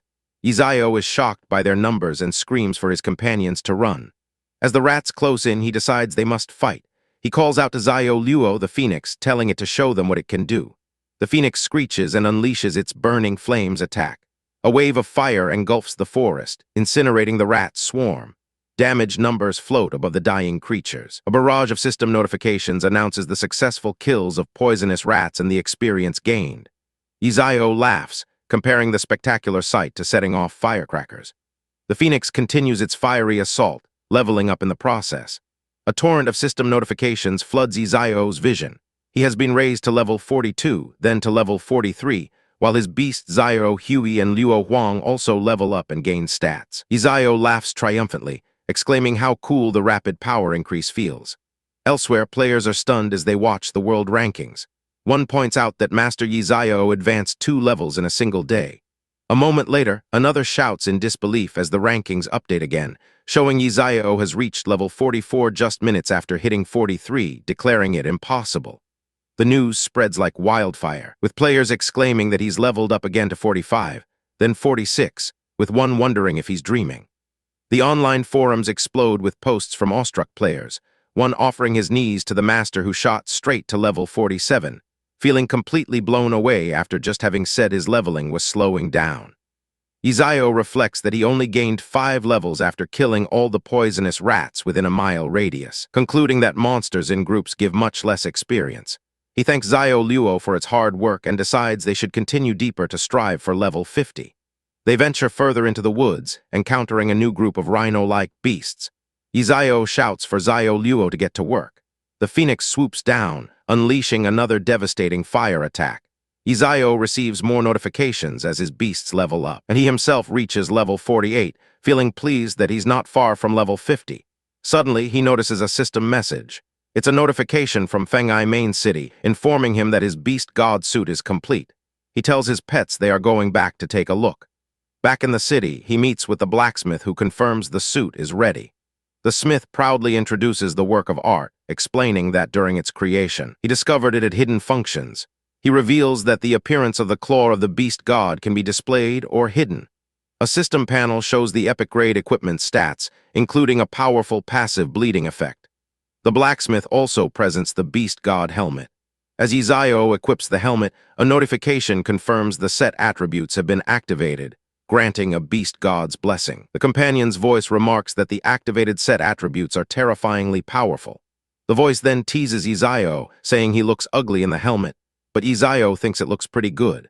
He thanks the blacksmith for his hard work and departs. Outside, he overhears people discussing a big event in Shuyu City, something scary involving an invasion. He wonders what happened in Shuyu City and decides to ask someone for information, immediately thinking of a particular person. He arrives at a residence where a maid announces a visitor for Lady Dorothy. Inside, Dorothy, a woman with pink hair, tells her maid to say she's not there. But Yizayo is already in the room, greeting her as Sister Tao and asking how she could ignore him.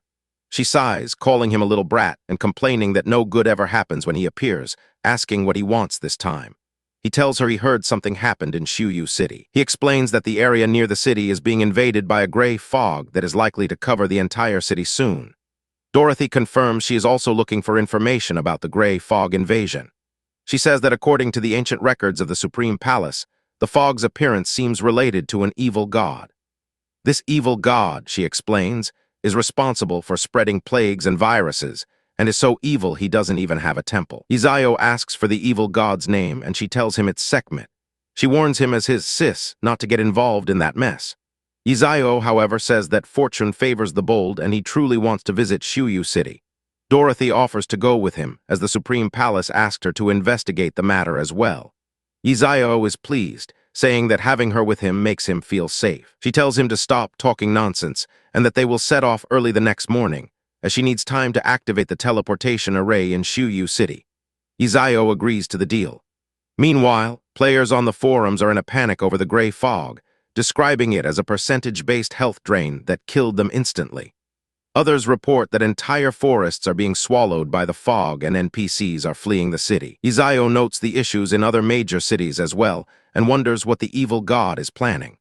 The next day, Dorothy leads him to a teleportation array, explaining that it was left by the Supreme Palace and can take them directly to the outskirts of Shuyu City.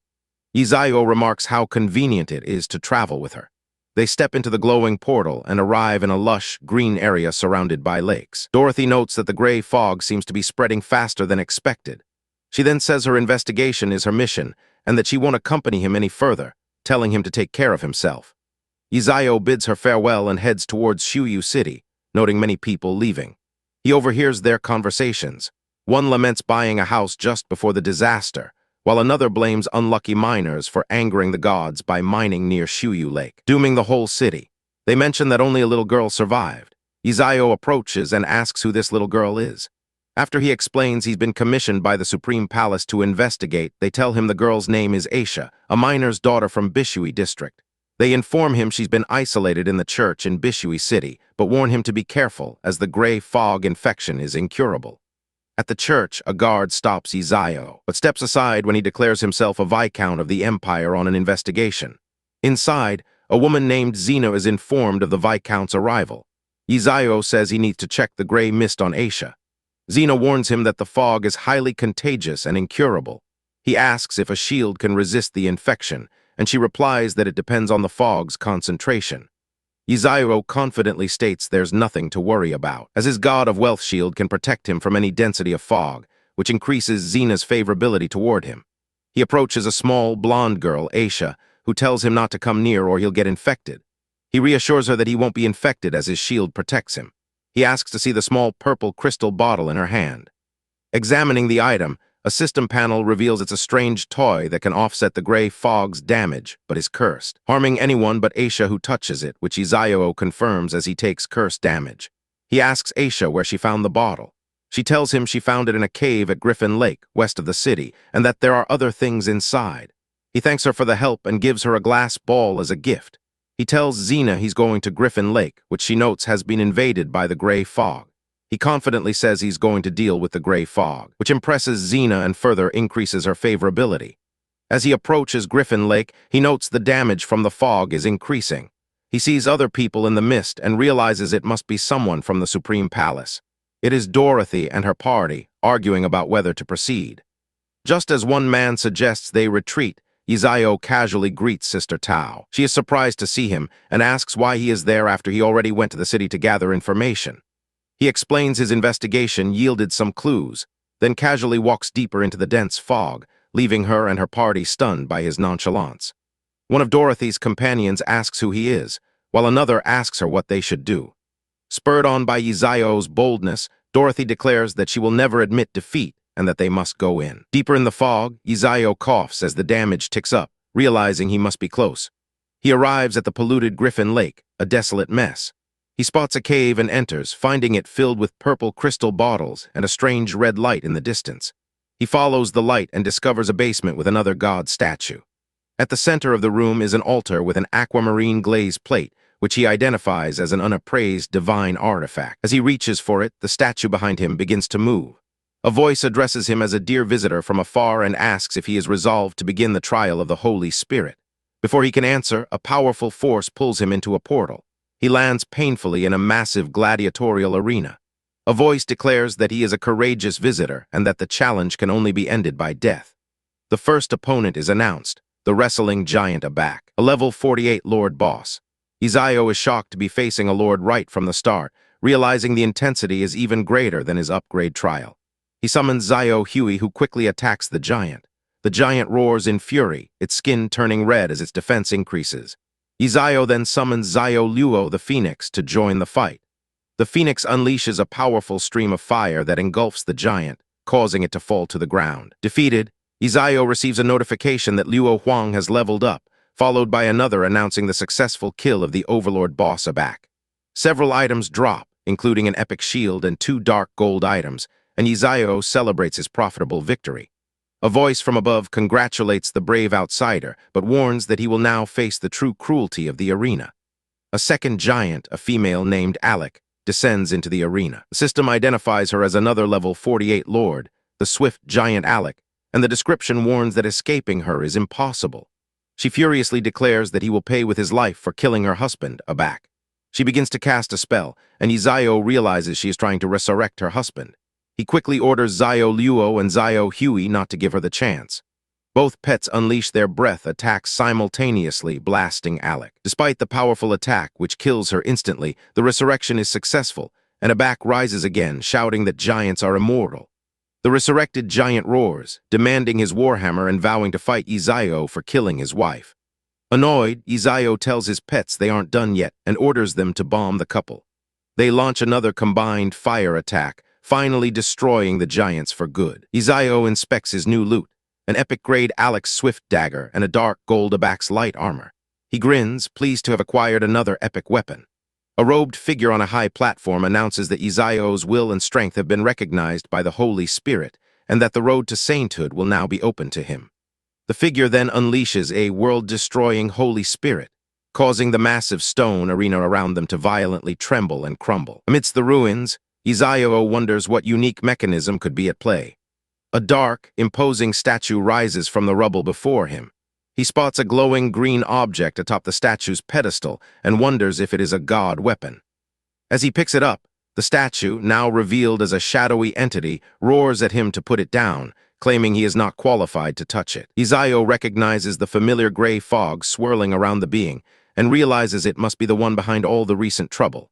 His dragon, Yahello, appears and lets out a powerful roar that shatters the statue into pieces.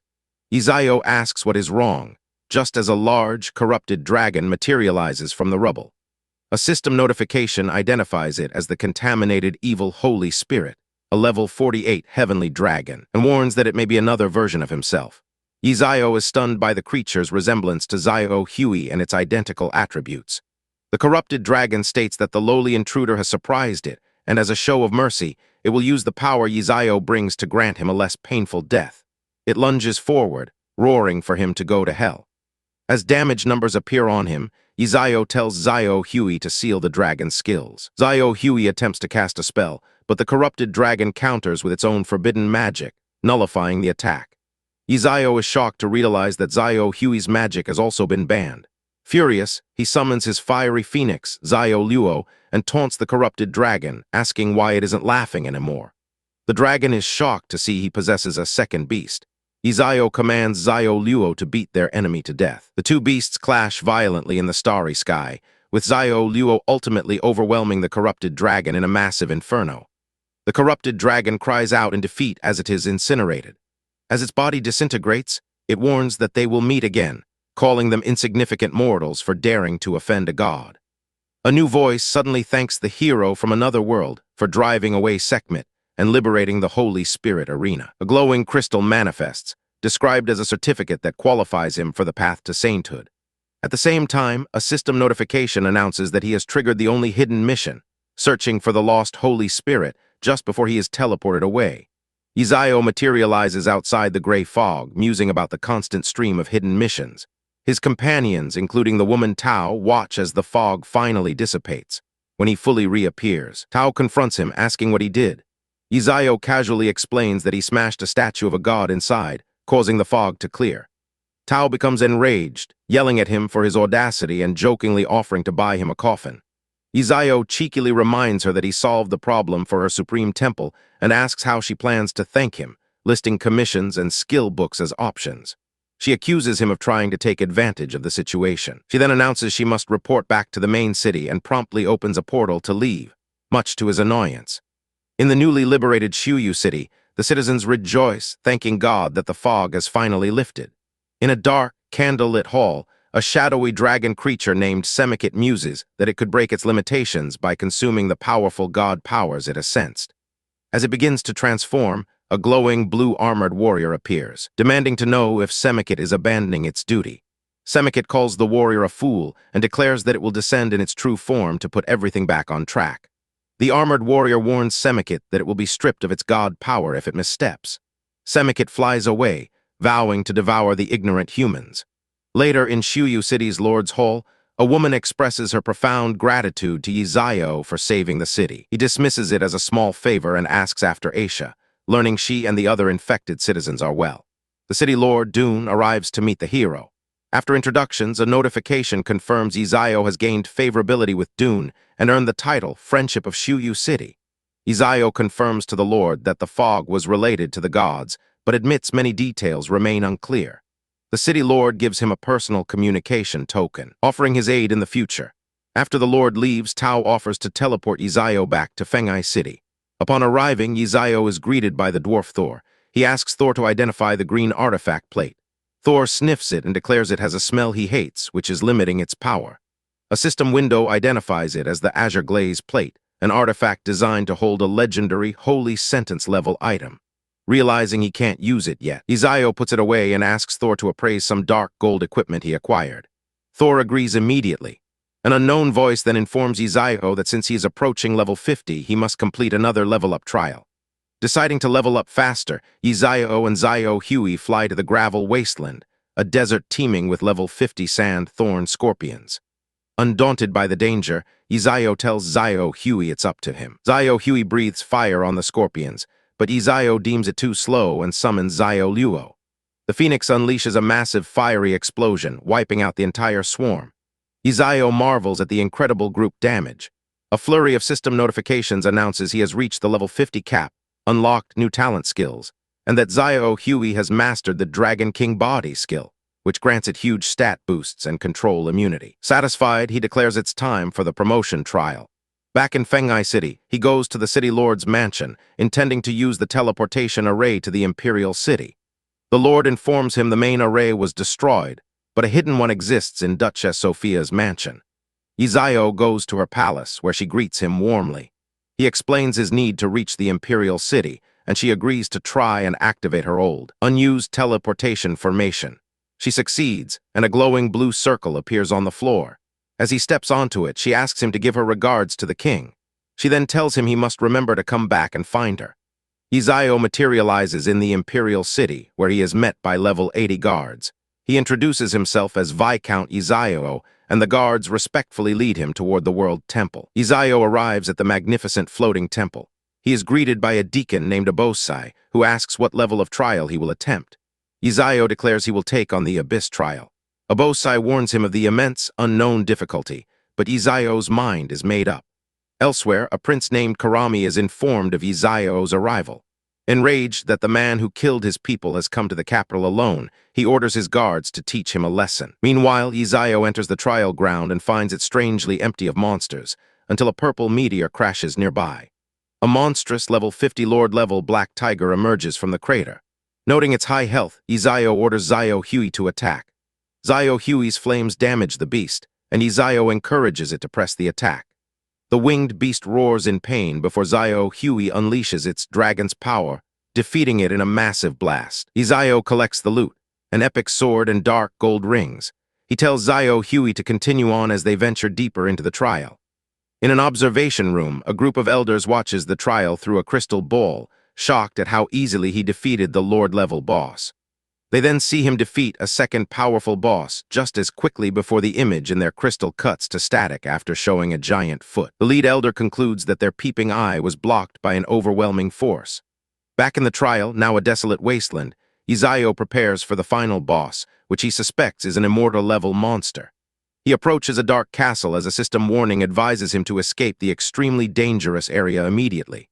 Ignoring it, he enters a vast hall and comes face to face with a towering, skeletal figure holding a scythe, the immortal-level invader of the Abyss. To learn its abilities, Izao activates his Eye of the God of Wealth, spending gold coins at a blinding rate to reveal the boss's terrifyingly powerful skills.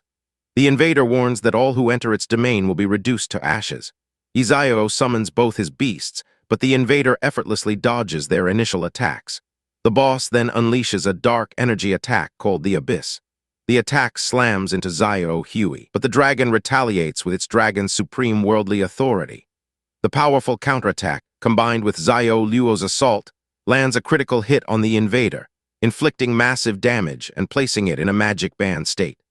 Enraged and unable to cast spells, the invader roars that it will turn the cunning mortals into pus and blood as a purple star glows menacingly from within its hood. Izao realizes with alarm that the boss is using its ultimate move, a swirling purple energy field that has trapped his companions, Zio Huey and Zio Luo.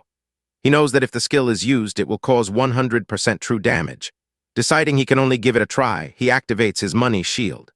The boss, a skeletal figure in a long robe, roars for them to go to hell as it unleashes a devastating purple whirlwind. The force slams into Izao, who cries out in pain, remarking on how hard it is. The boss says it is going to devour the ants before it. Refusing to be defeated, Izao declares that he doesn't believe he can't break it open again. A system notification announces that his cooling stones effect has been triggered, and he smashes his way through the purple barrier, shattering it into pieces. He quickly tells Zio Huey and Zio Luo to come out and run outside as the entire structure erupts in a massive, fiery explosion. Standing in the ruins, Izao reflects that the money shield consumed over 10 million gold coins in one go, a testament to the attack's overwhelming power. The area is now a bombed-out ruin, but the boss is finally dead. As he expected, no equipment dropped from the corpse. However, he spots a glowing blue crystal, another abyss stone, the fifth one he has collected. As he picks it up, a dazzling light bursts forth, and all 5 fragments levitate and merge into a single broken golden key. He wonders how he can possibly open a door with a broken key. At that moment, world announcements echo across the server. The first declares that player Yahello has passed the level 50 Abyssal level Ascension trial, rewarding him with a legendary heroic divine stone and 1 Daxia War Zone point. The second announces that Yahello, a player from the Great Xia Nation, is the first worldwide to reach level 50, granting him a blessing from the World Temple of 1,000 free attribute points and activating the Battle Zone system. Other players across the world react with shock and envy, realizing that high-quality items are found in these new zones and that level 50 is the true beginning of the game. They are dismayed that Yahello now has a monopoly on these new resources and resolve to level up as fast as possible. Meanwhile, Yahello arrives in the Supreme Temple, finding the main hall empty and wondering if he was sent to the wrong place. In another room, a group of elders and guards are gathered around a crystal ball that is filled with static, complaining about the poor signal and wondering when the images of the trial will be restored. Yahello approaches and asks them what they are waiting to see. A man explains that Viscount Yahello is attempting the level 50 Abyss trial, a momentous event. Another man asks if there's a possibility that Yahello has already passed the trial, but an elder dismisses the idea as impossible. Just as Yahello himself comes into their view, the group shouts his name in disbelief. A woman asks if he has passed the Abyss trial. Yahello calmly confirms he has and mentions that he still hasn't received the reward for completing it. An elder eyes his small red toad companion, asking if he relied on that toad to pass. The toad retorts that they are the animal tamers. The great elder then asks Yahello what the final boss's level was. Yahello replies that it was immortal level, causing the onlookers to hiss in shock at how horrifying that must have been. The great elder asks Yahello to follow him, saying that the reward can wait, as he must first go to the core of the temple to receive the blessing of the world's will. When they arrive before a massive, glowing blue tree, Yahello asks if it is a god. The elder clarifies that it is not a god, but the will of the holy tree. He instructs Yahello to accept its blessing and then departs with the others. A strange energy envelops Yahello as he wonders what is happening. He is suddenly transported into a different space, where he cries out in surprise before finding himself floating in front of the magnificent holy tree. He is shown a vision of the world's creation, seeds from the tree scattered across the earth, giving rise to life and various races like dwarves, dragons, and elves. The vision shows the power of these races, but then outsiders calling themselves gods appeared and demanded submission from all creatures. While many races bowed their heads, others like the dwarves and dragons resisted. The vision ends with a corner of the continent being shrouded in darkness by a strange invasion. Yahello puzzles over the images, suspecting the invasion is related to the gods. A voice from the tree instructs him to find the traces of the holy judgment, as only its power can stop the darkness, promising to guide him. A glowing orb materializes in his hand, which a system prompt identifies as the supreme heavenly gift, an item that qualifies him to pursue the power of holy judgment. He then receives a flood of notifications detailing the holy tree's blessing. His basic attributes are increased by 5,000. His growth attribute bonus is increased by 100%. His beast's health to constitution conversion ratio is increased 50 times. His basic attributes receive a final bonus of 100%. And he unlocks the skill Holy Tree's protection, allowing him to revive once. Yahello marvels at the magical blessing, thinking that with his money shield and now a resurrection skill, his survivability is incredible. He exits the vision and is met by the elders. He confirms that everything went smoothly. The great elder, pleased, states that Yahello is now a friend of the temple and asks if he'd consider joining them. Yahello politely declines for the moment. The elder then presents him with the trial reward, a legendary heroic god stone for strengthening his heroic badge. After taking his leave, Yahello travels to Dragon Phoenix City. Outside the World Temple, a purple-haired man named Lansley and his subordinates shove people aside, causing onlookers to whisper about the ruthless killer. Lansley complains impatiently, saying he wants to kill someone. His subordinate warns him to restrain himself and not to delay the prince's business, suggesting they deal with Yahello first. Lansley scoffs, unafraid of a mere level 50 player. At that moment, Yahello emerges from the temple. Lansley grins, eager to play. Izayo asks who they are, and when they express surprise he doesn't recognize them, he coolly asks if he is supposed to. One of Lansley's men introduces himself as an enforcement officer, stating he is there on Prince Karami's orders regarding someone entering the trial without registering. Before he can continue, the great elder emerges from the temple, angrily questioning why the judgment hall is interfering with the world temple. He announces that Izayo has passed the level 50 Abyss trial and is a friend of the temple, stunning Lansley and his men. The officer's demeanor changes instantly, claiming they came to offer their blessings to the hero of the empire. Amused by the sudden change, Izayo tells them that if that's the case, they should dance for him. The men are hesitant, but the great elder encourages the idea. Izayo then directs them to go dance on the street where there are lots of people. Defeated, Lansley and his men perform a dance in the public square while onlookers laugh, commenting that evildoers are being punished by God. Seething with humiliation, Lansley vows to get his revenge later. Having wasted enough time, Izayo heads for the battlefield entrance. His toad, old Huey, expresses fear about the dangerous place, but Izayo reassures him and drags him into the portal. They arrive in Realm City, a desolate desert landscape. A city guard approaches and asks if Izayo is alone, suggesting he join their legion, which he calls the safest, showing off his level 50 gold equipment as proof. Izayo declines, stating he prefers to be alone, and walks off, leaving the guard to wonder if he is crazy. Izayo asks for the location of the nearest forge, and the guard directs him to an old blind man to the west. He finds the place mobbed with a long line of people. Deciding he is too important to wait, Izayo cuts to the front, drawing the ire of the crowd until someone notices the emblem of valor on his chest. The blacksmith, a large man in a horned helmet, also sees the emblem and recognizes him as a warrior who passed the purgatory level trial. Izayo asks to strengthen the badge. The blacksmith agrees but asks a favor.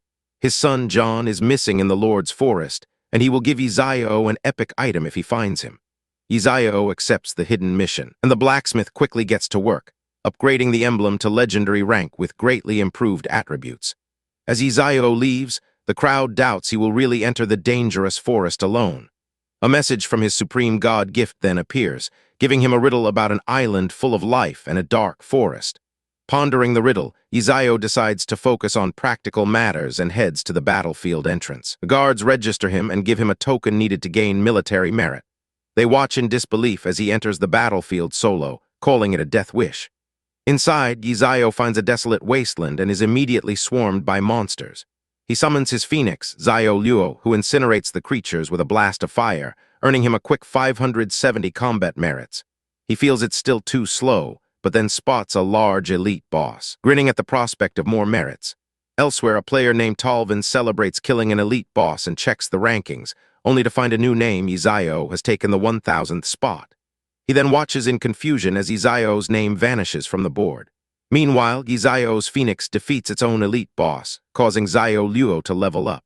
Izayo checks his merits, now at almost 100,000, and decides to press on.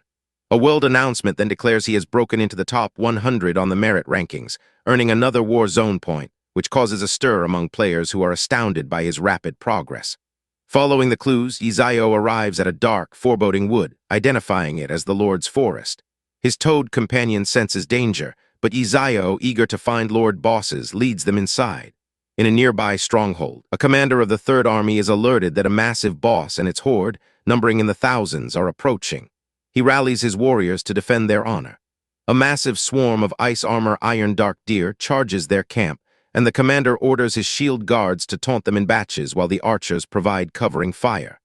The archers let loose a volley of arrows, managing to make the creatures retreat slightly.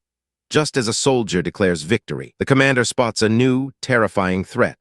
The colossal ice armor Iron Deer King emerges from the forest. He screams for all troops to be on high alert as the massive boss charges them, leaving the soldiers frozen in terror. A massive boss monster collapses after being struck by a beam of light as soldiers watch from a distance. One of the soldiers wonders aloud what just happened, questioning if the boss fell on its own or if he is hallucinating from some sort of mental attack. Standing atop a nearby structure is Izayo, who is spotted by one of the soldiers. The captain orders his men to investigate, eager to see the superhuman who could instantly kill such a powerful boss. Izayo, hearing the commotion, turns and wonders why so many people have suddenly appeared. Deciding he has no time for distractions and needs to focus on leveling up, he turns to leave, but the soldiers pursue him, calling out for the hero to wait.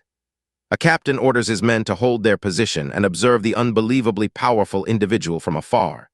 Deeper in the forest, Yahello summons his fiery phoenix, Yahello, and commands it to clear the area. The phoenix unleashes a devastating soul-shattering burst attack, and system notifications confirm the kills of a level 55 Black Blood Wolf and other level 52 enemies. A new system message announces that his tamed beast, Huang, has reached level 50 and unlocked the Divine Phoenix Body Talent skill. Yahello laughs, pleased with the new, terrifyingly powerful skill, and tells Yahello to press deeper into the woods. Back in a fortress city, observers watch the battle merit rankings in shock. One man exclaims that Yahello's merits are increasing at an incredible rate, having already reached 5 million, enough to purchase a level 50 epic armor set. Another man in armor remarks that even he couldn't kill monsters that quickly, and that a new star is rising on the battlefield. Elsewhere, a red-armored warrior discusses the situation with a white-bearded elder, who explains that the rapid increase in battle merits is due to an unusually large number of simultaneous deaths, something even a forbidden-level spell couldn't achieve. The elder muses that if Yahello continues to grow, he may accomplish things no one has before, referring to the hidden masters of the Empire. He then laments the accelerating pace of the eerie invasion, fearing their world has only a few decades left at most. In the Lord's Forest, a group of Legion commanders debates their next move amidst the chaos. A blue-armored commander informs them that a powerful individual named Yahello is purging the forest and suggests they coordinate their legions to support him. The other commanders are skeptical until the blue-armored man points to distant flames, identifying it as Yahello killing another Lord-level boss. Convinced, the commanders agree to charge in, declaring it an honor to die on the battlefield for such a cause. Suddenly, a massive roar shakes the forest, making them wonder if the strongest being has awakened. Meanwhile, Yahello receives a notification that he has reached level 51. Deciding to take a break, he summons his small, red, dragon-like companion, Yahello, who complains about being woken up. Yahello explains he was bored and wanted to get something to eat. Yahello senses something is wrong just as a massive winged creature flies overhead. A level 55 king-level blood rain ghost wyvern descends upon them. Yahello immediately orders both Yahello and Yahello to attack. Yahello unleashes a fiery blast, but the wyvern counters with a powerful nether dragon's breath attack. Yahello acknowledges the boss's strength and orders his companions to attack together to prevent it from using more skills, only to be surprised by the sudden appearance of another monarch-class enemy, a level 56 ghostly wolf. Back in the city, the observers are stunned as Yahello's battle merits break the 10 million mark, securing him first place on the rankings. The white-bearded elder notes the unprecedented speed of the increase and concludes that they may no longer need to worry about the level 50 battlefield. In the forest, Yahello laughs as a third king-level boss, a level 58 dark bat, appears. The bat unleashes a powerful sonic attack, causing Yahello, now in the form of a green wyvern, to cry out in pain. Yahello calmly instructs Yahello to give the bat some warmth. The phoenix's attack causes the bat to swell up like a balloon before it explodes in a gory mess. Yahello is surprised at how easily the monarch-class enemy was defeated, but the bats remain split into a swarm of smaller, venomous bats. He yells at Yahello to control them, and the wyvern unleashes a wave of energy that leaves the entire swarm dizzy. Yahello then orders Yahello to turn them all into barbecue. A firestorm incinerates the swarm, and system notifications confirm the kill, leveling Yahello up to 52 along with his beasts. Finding the lack of equipment drops boring, he decides to leave, only to spot a group of soldiers ahead. The soldiers, led by the blue-armored commander Ager, greet him respectfully as Lord Yahello. Ager pledges the loyalty of his 5th Legion, and Yahello gives them a mission: lure all the strange creatures in the forest to a single location. When Ager expresses concern about their ability to handle such a large force, Yahello offers them all dropped equipment below epic level as a reward. Ager, stunned by the proposal to wipe out the entire forest's monster population, still worries they can't hold the line. Yahello amends the plan, telling them to gather what they can safely and to coordinate with other legions for help. With the plan set, Ager guarantees its completion, and an exhausted Yahello finally sits down to rest. Ager contacts the other Legion commanders, who initially scoff at his plan and demand proof from Yahello himself. Ager simply tells them they've been warned and ends the call, then rallies his own troops to begin luring the monsters. As his men draw the creature's attention, the other commanders, having changed their minds, frantically call Ager back, begging for the location. After securing a promise of a share of the loot, Ager sends them the coordinates. 4 hours later, an immense army of monsters, far larger than anyone anticipated, has been gathered. The commanders are terrified, but their men, motivated by the promise of loot, had enthusiastically dragged every monster they could find to the location. As they nervously await Yahello's arrival, he descends from the sky. Stunned by the sheer number of monsters, he quickly recovers and sees them as a massive trove of experience points, reassuring the soldiers that not a single one will escape. He summons Yahello, who transforms into a massive fireball resembling a falling star and plummets towards the horde. The impact creates a cataclysmic explosion labeled Comet Soul Shattered, engulfing the entire army of monsters in flames. A flood of system notifications announces Yahello's rapid level-ups, reaching level 53 as he marvels at Yahello's terrifying power. The shockwaves reach the distant city, causing tremors that the observers identify as coming from the battlefield. They watch in utter disbelief as Yahello's battle merits soar into the billions and his level skyrockets to 60, relieving the pressure on their forces, but also sensing a strange shift in the battlefield's aura. A dark, horned silhouette with glowing purple eyes appears in the shadows, letting out a sinister chomp.